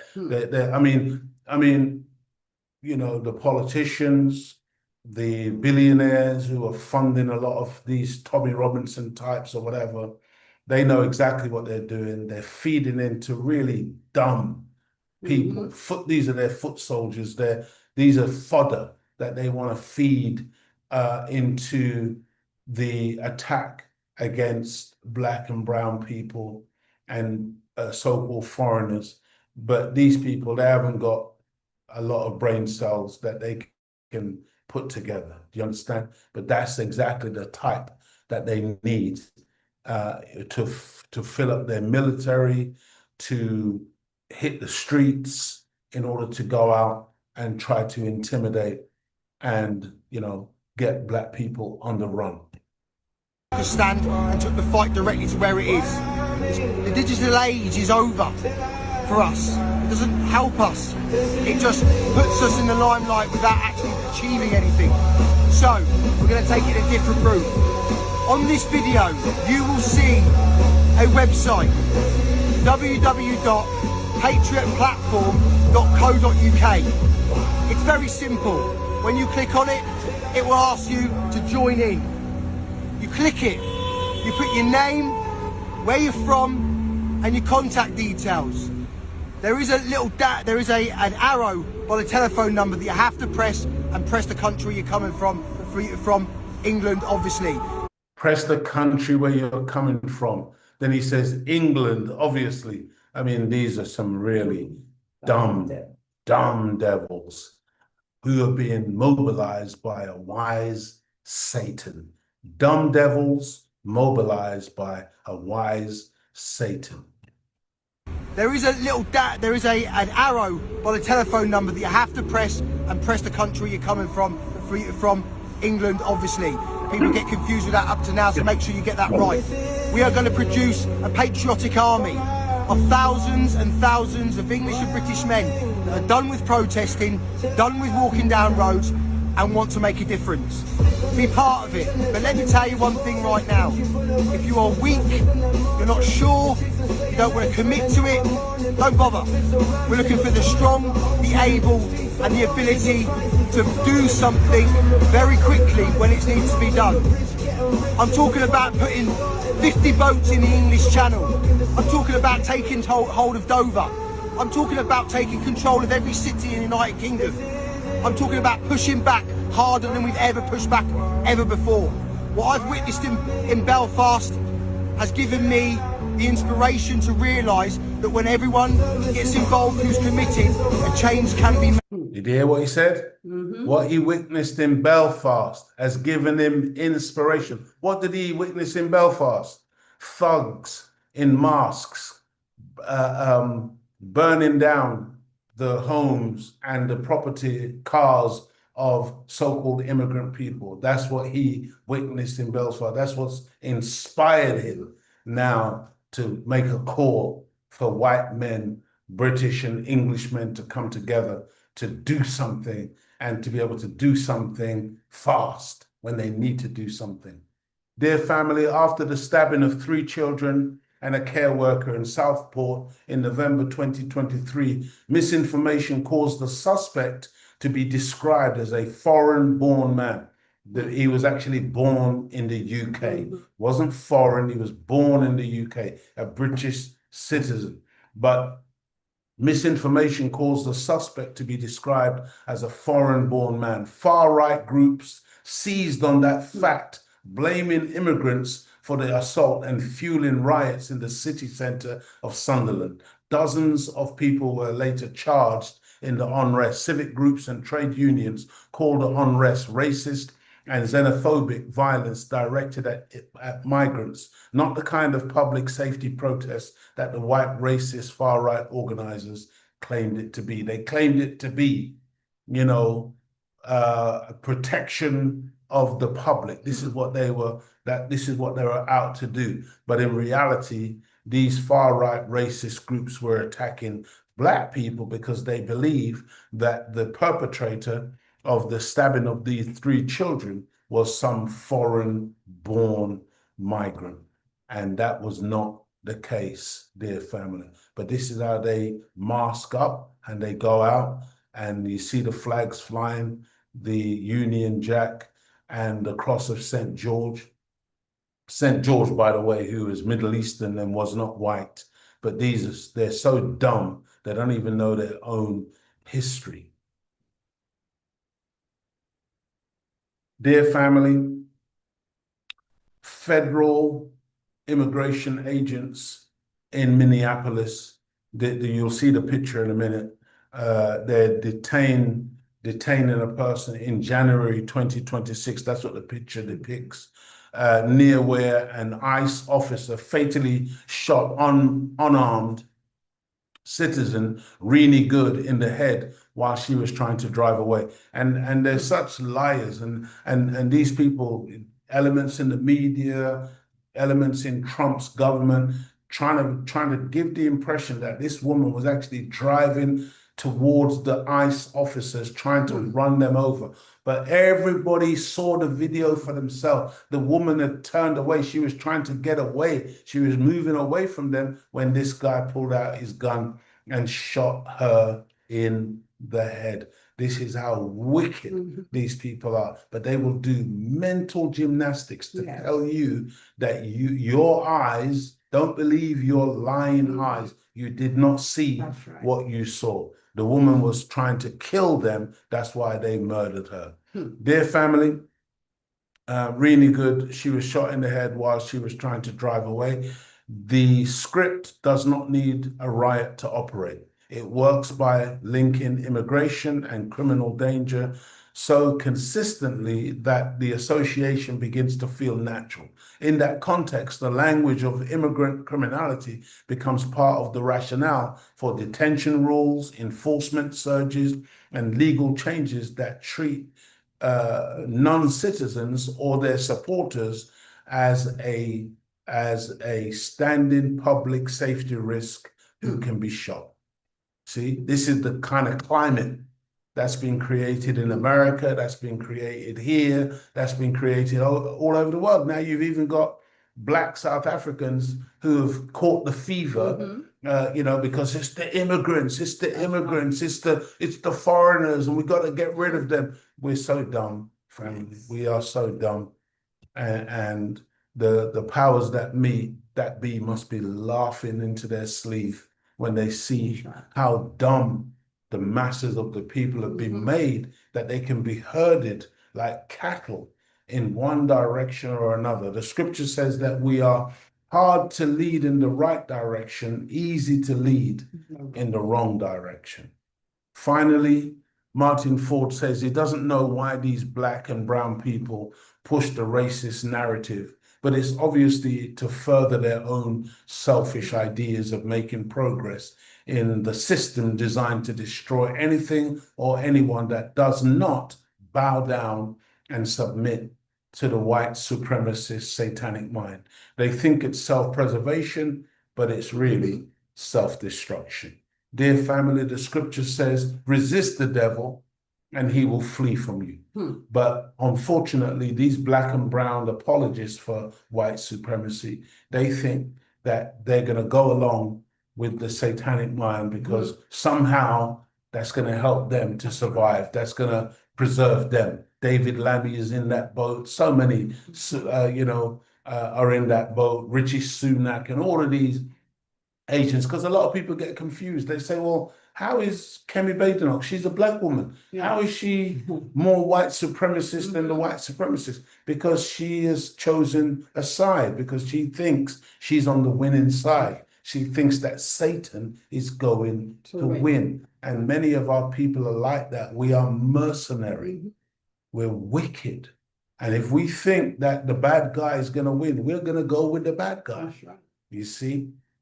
But it's make your mind up time, dear family. We better choose and choose wisely. We choose to stand with Almighty God Allah. I think it's lesser than it used to be. But there's always been this kind of, I think, insidious narrative that if you get rid of all the brown people, the lives of white people will somehow magically improve. And the truly disgraceful thing is it's being promoted by people who are of themselves of migrant heritage. And I don't know why. Yeah, he doesn't know why, family, but we know why. You see, like I said, they've been recruited. And, Barack Obama, before he was elected, he was selected. That's what you've got to understand about our people who end up in the power structure, and they can't change anything from within that power structure. You see, when you sit in that seat, he became the chief executive officer of white supremacy with a black face. And that's why they sent him to Africa and places like Egypt, and he made beautiful speeches, and the black people in those regions, they thought, wow, wow, this guy, And then he dropped more missiles and more bombs than even George W. Bush did, and killed more brown people. He killed Gaddafi. It was under him that they murdered Muammar Gaddafi, under a black president. So thank you, family. Thank you, brother. May Allah bless you. Thank you for allowing us this time to share with you. Assalamu alaikum. Wa alaikum salam. And thank you, family, for your comments. All praises due to Allah. Yeah, there's a lot of beautiful, powerful comments today. Thank you so much. See, change is happening. It's happening. It started. It's But happening. as our brother Leo said, it's not going to happen overnight. But the key is that we all need to make a change in our lives.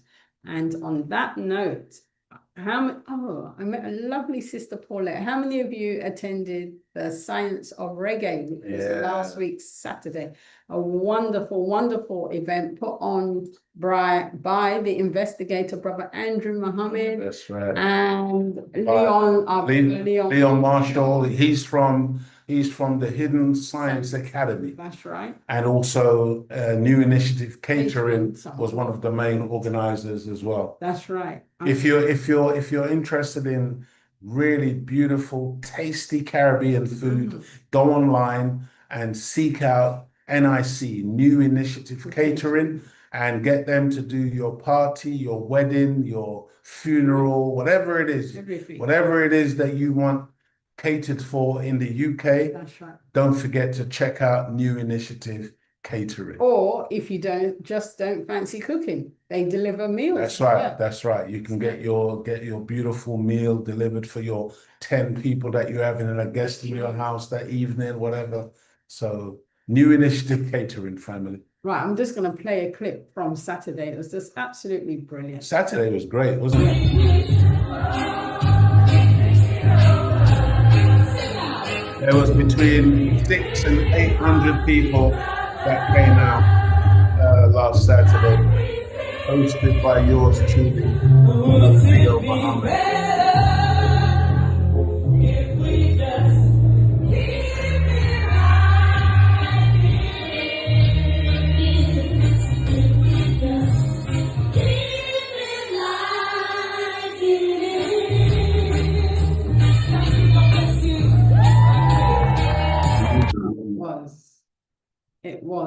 That was a wonderful day. Yeah. And I met a lovely sister Paulette. I hope that it was, I believe it was Paulette. Thank you. But she watches the show, so okay. You know, it was an honor and pleasure meeting our sister. But yes, I was thinking of that song. I was just looking at the lyrics. That song, we must study it. Ain't no stopping us now. Yes, yes. No, it's a powerful. It is. It's powerful. It's a powerful song. You must look at the lyrics because this is the time we're at now. Nothing must stop us in our rise. Because it's our time now. That's right. Ain't no stopping us now. We're on the move. That's right. Yeah. Yeah. So study those lyrics. And on that note, don't forget to tune in to the Final Call Radio 24 hours a day, 7 days a week. Imagine you can hear Minister Louis Farrakhan wherever you are on the planet Earth. You do not have to be in your house. You could be in your car. You can be on an airplane, train, boat. There's no excuse now. 24 hours a day, 7 days a week. What a blessing. Final Call Radio. Yes, family. Final Call Radio. And also don't forget to subscribe to the Final Call newspaper, which you just pay a small fee once a month, very small fee. The only newspaper that is unbought and uncompromised. And also tune in to NOI.org every Sunday to hear the wonderful student ministers teaching. It was our wonderful brother Abel Muhammad teaching. What is Father? Let me just. Like on Father's Day. No, the need. The need for Father. He did a wonderful lecture then. Praise be to Allah. We don't celebrate. We're not really into Father's Day, but every day is Father's Day. Every day is Mother's Day. Right. See, so that's right. If your father is alive, give him a call normal, and every single day, and Mother's Day, and your family. Just appreciate your family, your friends, who you have, because nobody knows the time of when you're not going to be on. Especially for those of us who have had issues with family members, and for one reason or another we haven't spoken for months or years. Call your family member, man. Call your family member. Reunite with your family member. Be a family. That's right. Be a family. And greetings to Sister Candice. She said she's been listening to you since 2015. So welcome. Praise be to Allah. Praise be to Allah. And any right. Thank you, family. Yeah, and Any right says, I like that orange on the suit, my brother Leo. Nice color match. Praise be to Allah. Praise be to Allah. Thank you. Well, thank you, Ronald Thompson, our elder, Charles Ishmael Cisse. So many names. If I haven't said your name, don't worry. We love you. We love you just the same. And we acknowledge each and every one of you. That's right. And sorry about the glitching camera. I don't know what's happened. Yeah, I don't know how it looked on your side, but on this side, it kept on looking like it wanted to go off or something. But praise be to Allah. Praise be to Allah. May Almighty God Allah continue to guide, bless, and protect us all, because we are blessed. Don't think that you're not. Keep having that positive thought that God has come to save us, and he's left with us at this current time, the Honourable Minister Louis Farrakhan. That's right. So do not take this man for granted. Study the word of God. That's right. Take care, stay blessed, and Assalamu alaikum. Assalamu alaikum salam. Take care, family.